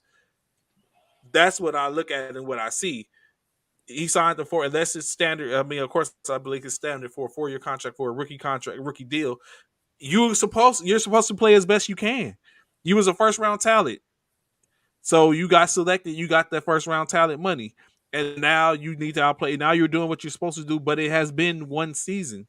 You got to play another. You got to show me another year that just is consistent. Or I'm not about to be the one to pay for you, and then you go off and pull the Ezekiel Elliott. Nope, because he'll have a year next year, and then they'll hit him with the franchise tag. Oh yeah, they're gonna franchise tag him. But that's the same way they did to Devontae. And with the host, but like I said, we all knew Devontae was gone. Like he was tired of the shenanigans. I just think that, especially in a trending league like the NFL, where teams quick to piggyback off each other, and players tend to follow one's lead. If one wants out, then the other one. If one wants more money, the next wants more money. I think that and then you have to factor in the NFL, man, injuries. I mean, one injury could be over with. So I say if he can restructure, go ahead and do it. Get what you can out of it because you never know where it's going to lead as far as career wise. But man, Debo, he's not the only one that I feel like is asking for money that shouldn't be getting money. But hey, but it is the league. It is what it is. So pay the man within reason. We shall see. Of course, we should see. It'll all come out, but he got 2 years. I just say play your contract, and because when you look at it, if they feel like we need to go ahead and pay him, then they're going to pay him. But right now, you only produced for 1 year at this point, and you've been you've been with us for 3, going on 4. Gronk states that he will only pay for the Tampa Bay Buccaneers if he decides to come back. If I'm a GM, Gronk won't have anywhere to come back to. We're not sitting around waiting for you. What makes you think? Who? Like, okay, on to the next one. But I mean, if they feel like he's that much of a asset to the team, I'm very sure they're going to wait for him to see it. But at this point, I'm very sure they're doing their due diligence and they're not waiting around for him. But to sit that kind of talk irks the hell out of me. It's like, if you like, who says there's a spot for you when you talk about you coming back? Like, where you get that from? Tom Brady said so. I'm just gonna leave it at that. You gonna give Tom Brady whatever he wants, man. So we can stop. We can talk. But the truth is, you gonna give Tom Brady what he wants, man. Period.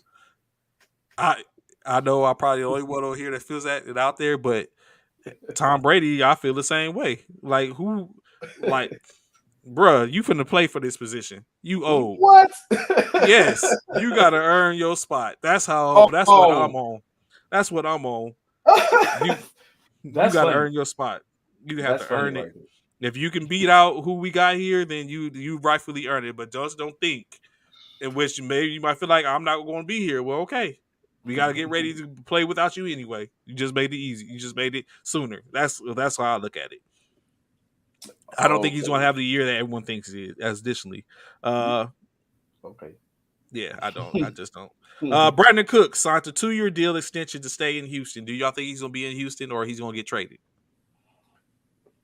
Being that hometown, you see, I got the hat on. I don't know why, man. But that organization is junk. If I'm him, I wouldn't have resigned. I would be looking. I would go play with the Jacksonville Jaguars and play with that organization right now. Like, really, that organization stinks, man. Like, yes, hometown. I'm saying it. All the fans, my loved ones, family, everybody. Hey, that organization, it's in the toilet right now. Got to do better, Houston Texans.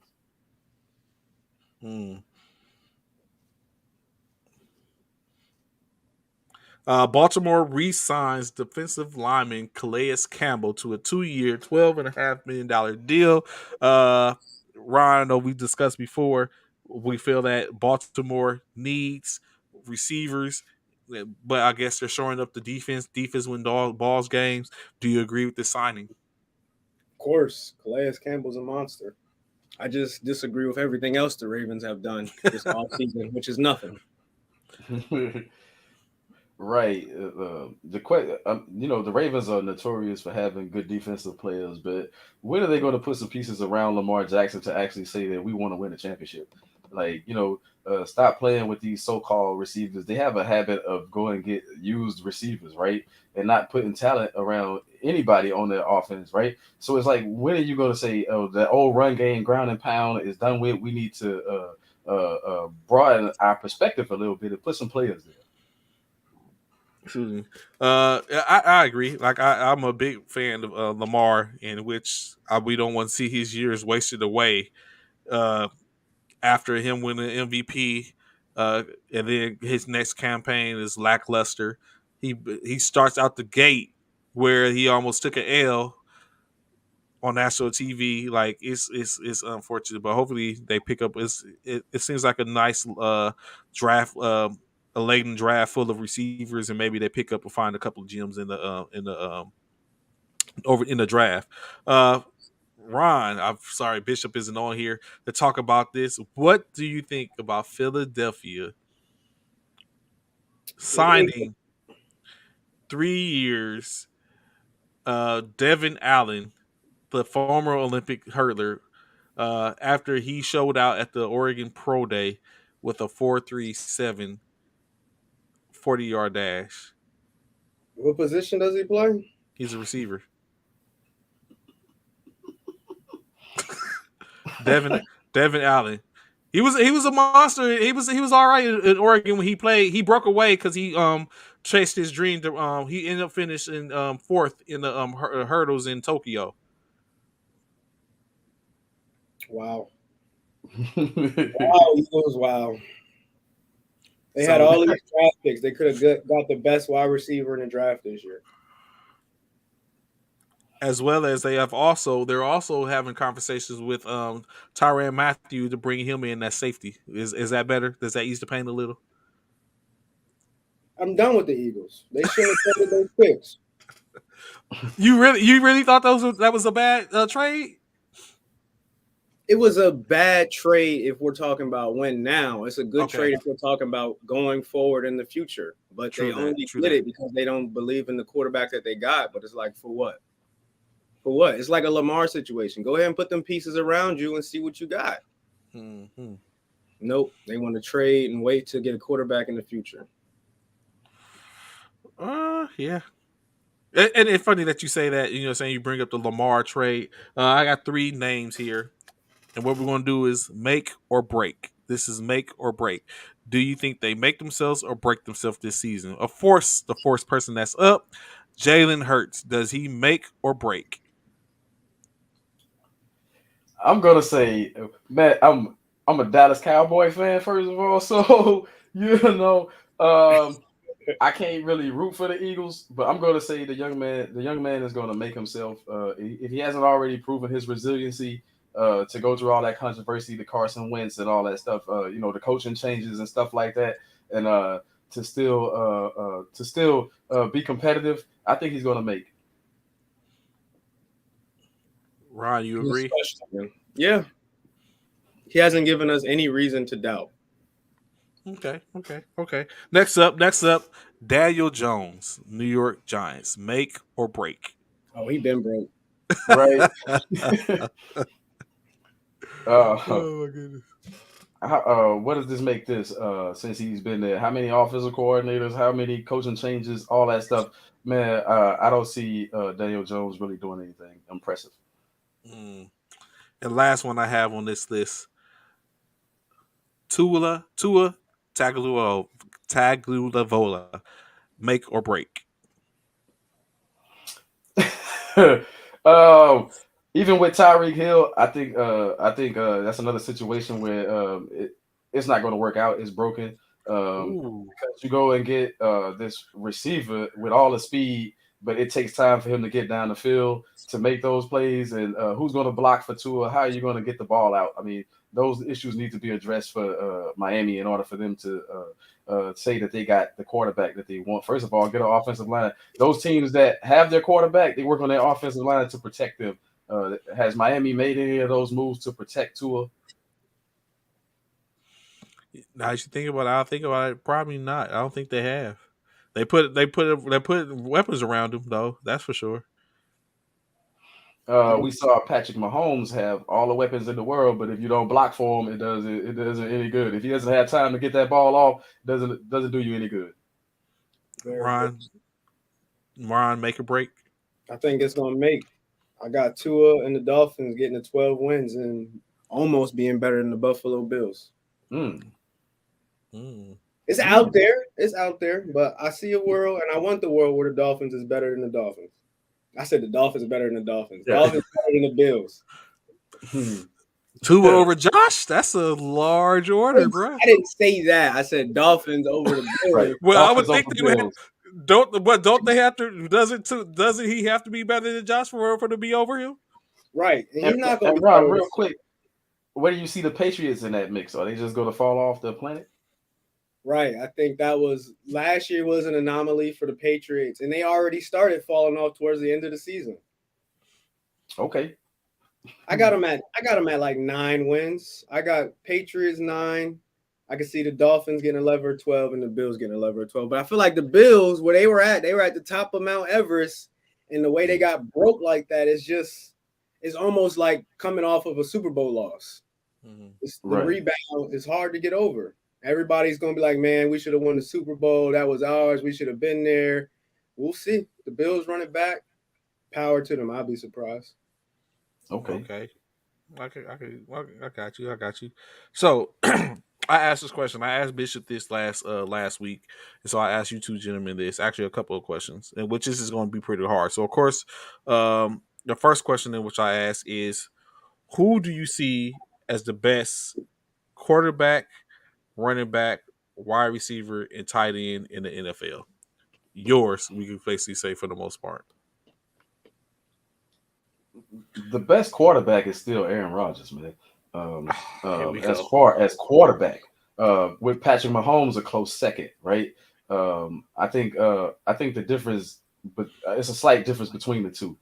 One, Mahomes doesn't have the body of work yet, but as far as running back, come on, King Henry, man, all day, every day. Even with a bad foot, I think he's better than most of the running backs that you could put against him. And wide receiver, that's to be determined. Depends on what Tyreek Hill gives you in Miami, and depends on what Devontae Adams gives you as a Raider now, right? Mm-hmm. Cooper Kupp, stop it. You think Cooper Kupp? I'm not saying we don't even have to get that deep into it, but has he not earned and deserved to be at least considered the best wide receiver right now? Triple crown. Right now, yeah. Going forward. Yeah, I give you that. Now, if he falls off, no, I don't see it. But isn't it another one of those things as far as like with Cooper Kupp? Isn't it another one of those things that we just said about Debo 1 year? Like, like this isn't like, it doesn't like he has a huge track record of this. So in 1 year? What I would say about Cooper Kupp is he's developed. He had been developing over the years. What put him over the top is Matt Stafford. That's what put him over the top. That's what put him over the top. I think he was developing prior to what we have to take in consideration, in my opinion, is that Cooper Kupp was doing this already. Like, he holds the record in the NCAA for receiving yards. So it's not like he was a slouch and he was doing this. He was at a lesser known school in Eastern Washington. But he's been a problem, or he's always had the potential to be a problem. He just didn't have the person to get him the ball. He started to ascend a little slowly but surely when they had Goff, and when he got Matt, he just blew the top off. And not to mention he had Robert Woods. Now you sit and when you look at it, Matthew Stafford has kind of like has helped to where now we're talking about Jefferson. Like, they got problems over there. I hate it. I so much hate it. Like, I hate it. But it seems like they have problems. Los Angeles Rams is a problem. Now you have Allen Robinson, who was a problem in Chicago, and then all of a sudden fell off. We don't know why, but he did. But now he's in LA. So now you move Robert Woods, and you still have the opportunity, which I'm very sure think is not going to happen, to sign Odell Beckham to bring him back into the fold. Like, and with the Triple Crown winner that's currently there. So I don't know. But go ahead, Cornelius, with your last. Who's your tight end? Tight end right now, I still give the edge to Travis Kelce. No. I still give the edge to Travis Kelce. The disrespect. It ain't Kittle either, Trey. Get out. Oh, you're disrespectful too. Oh my goodness. I was the best tight end in the game, not Waller. Okay. But even Bishop said, of course I did choose Kittle. Bishop chose Andrews. I don't know what he doing. But Waller, okay, Waller. So why would you say Waller? He's the youngest, most explosive, fastest, and we saw him single-handedly drag Oakland to the playoffs last year. It was just him. Derek Carr That was his only option. Go deep Waller. He had like some monstrous games. Meanwhile, why we can't say Kelsey is we have to see what Kelsey would look like without Mahomes. Well, we're gonna get to see what they look like without Tyreek Hill. If Kelsey's the best, the Chiefs shouldn't miss a step. Okay, and I presume that you agree with his Aaron Rodgers and Derrick Henry. Yeah. Bishop was go ahead. Bishop's was Alvin Kamara, and mine was CMC C-Mac. Yeah, King Henry. Mm-hmm. There's just no way. Okay. So I now introduce this one to the fold when we talk about the defensive side of the ball, defensive lineman, linebacker, those guys on cornerbacks, safety. You said the guys on the what? The Rams got them all, baby. You know what? That's kind of hard to argue, man. Except for safeties. Yeah. Until they get Tyrann Mathieu. I think Aaron Donald. Aaron Donald, hands down, best defensive tackle, best defensive lineman in the game. For me, defensive line, it's got to be him. Or you follow up with that Watt guy out of Pittsburgh. That TJ Watt guy. TJ Watt, yeah. Yeah, but he's a linebacker, edge rusher, I guess. The edge, coming off the edge, linebacker. Yeah, it's kind of. Yeah. I'll give TJ the best linebacker from Wagner. Yeah. But besides that, two of the four it belongs to Los Angeles. Yeah, Jalen Ramsey ain't no cornerback getting close. I don't know, man. You don't think J.C. Jackson? No. I agree with Ramsey. Ramsey. Who are you more terrified to go up against? Yep, Ramsey. Yeah, it's Ramsey right now.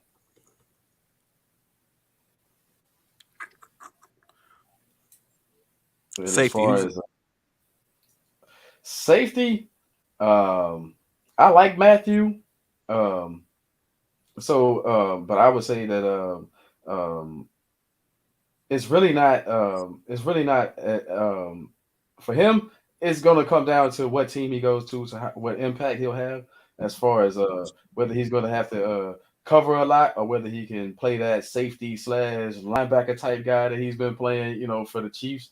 But I still pick him. I think he's still the honey badger, man. I go with him. He was depressed. He stated that he was depressed and wondered why the Chiefs didn't re-sign him. Yeah, that's it's interesting, right? Are they saying that he's too old now, or are they looking for younger? Are they looking for more speed? Because he's not that fast, but are they looking for more speed? Is that the thing? I don't know. He's a ball hawk. I think it's the Chiefs really going into, phase 2 of their Mahomes dynasty. Like, let's get rid of all these old veterans and not give out all these checks and just go young. Taking a play out of the Patriots playbook.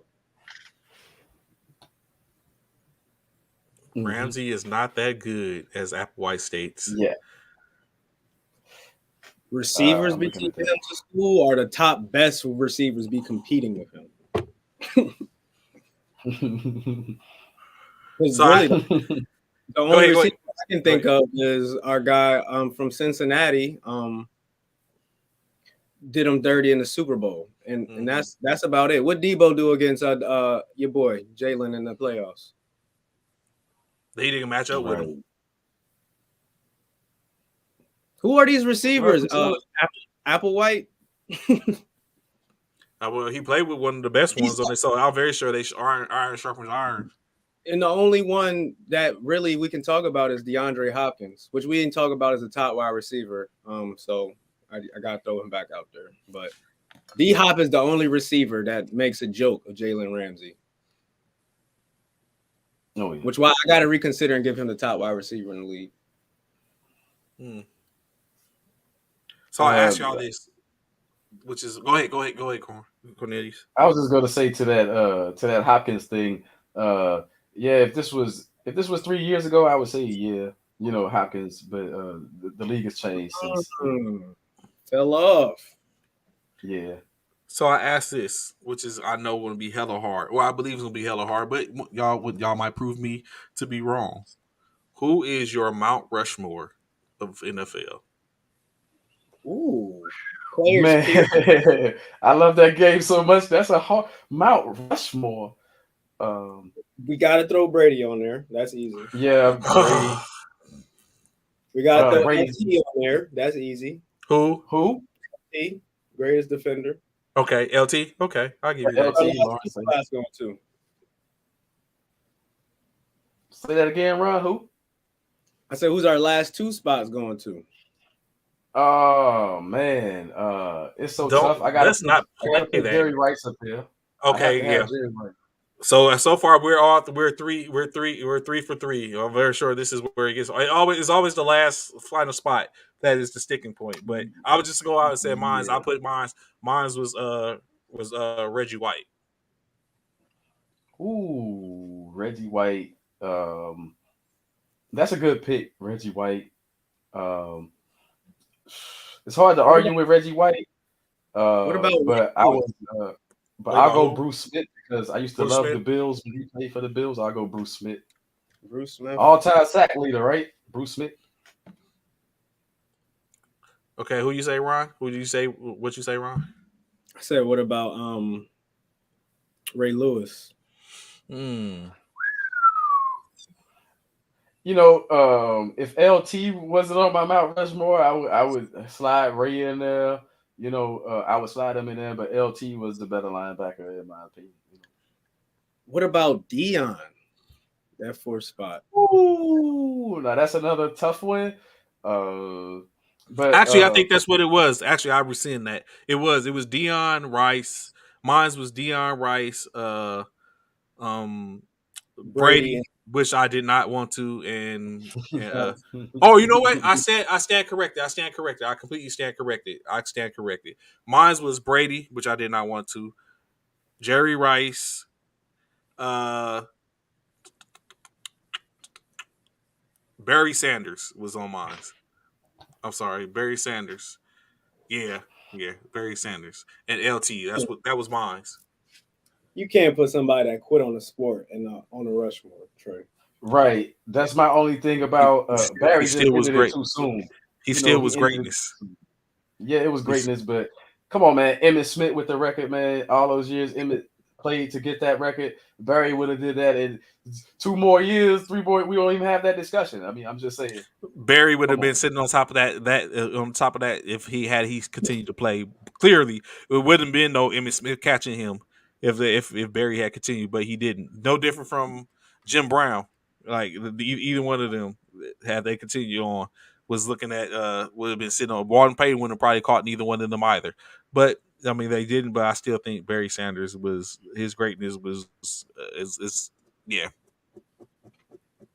I still think he's the greatest running back of all time. Oh yeah. For me, unfortunate for my man Frank Gore, but yeah. Oh yeah, Frank Gore.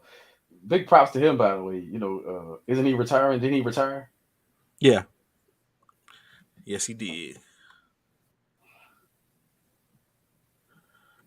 Here you go, Applewhite. See, here you go with that cowboy bias. So, are you telling me, Applewhite, that he would be on your Mount Rushmore? Is that what you're saying? Emmitt Smith would be on your Mount Rushmore? Is that what? No. Like it's greater people than Emmitt Smith. Right. But you know, since we talking about them Cowboys and the last time what was this, like 30 years ago? My gosh. Right. Almost. We could do the Mount Rushmore of, dynasty teams. Like the Cowboys, those 3 years is up there. San Francisco, throw the Patriots dynasty up there. You could throw Pittsburgh, man. Pittsburgh won 4. Yeah, that was going to So be. I was about to say, Chicago. would we say that would the Cowboy dynasty be on that? Uh, as a Cowboy fan, it would be tough for me not to put on there. I mean, I know San Fran, but I mean, So like just without a doubt, Bears Patriots alone. definitely, like when Ron said that's of anyone that would be on there Patriots would and be the Niners.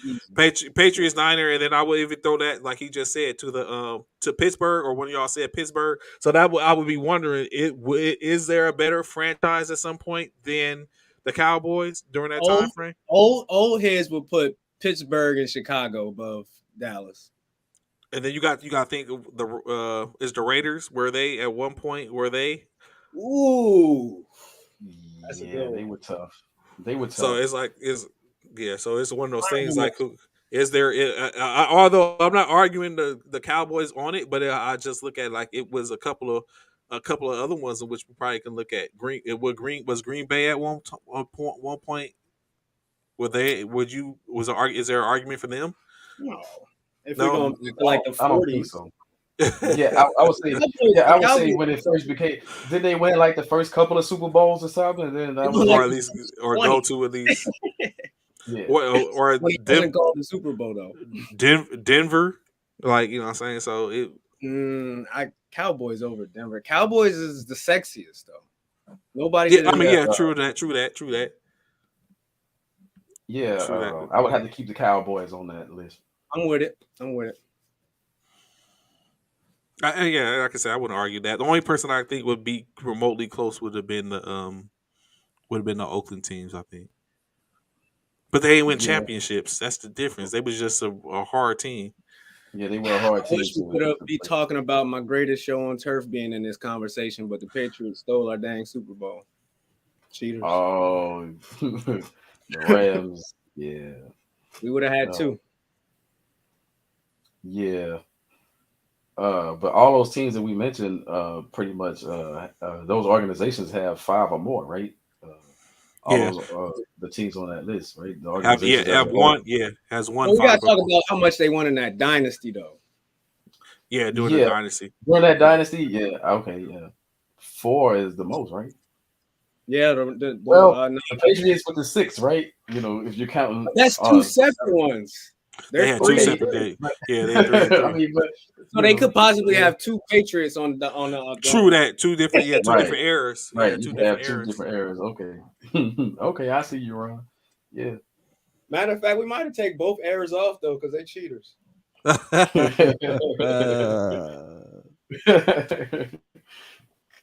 Everybody still talks about that cheating, but I think despite that cheating, they were still great.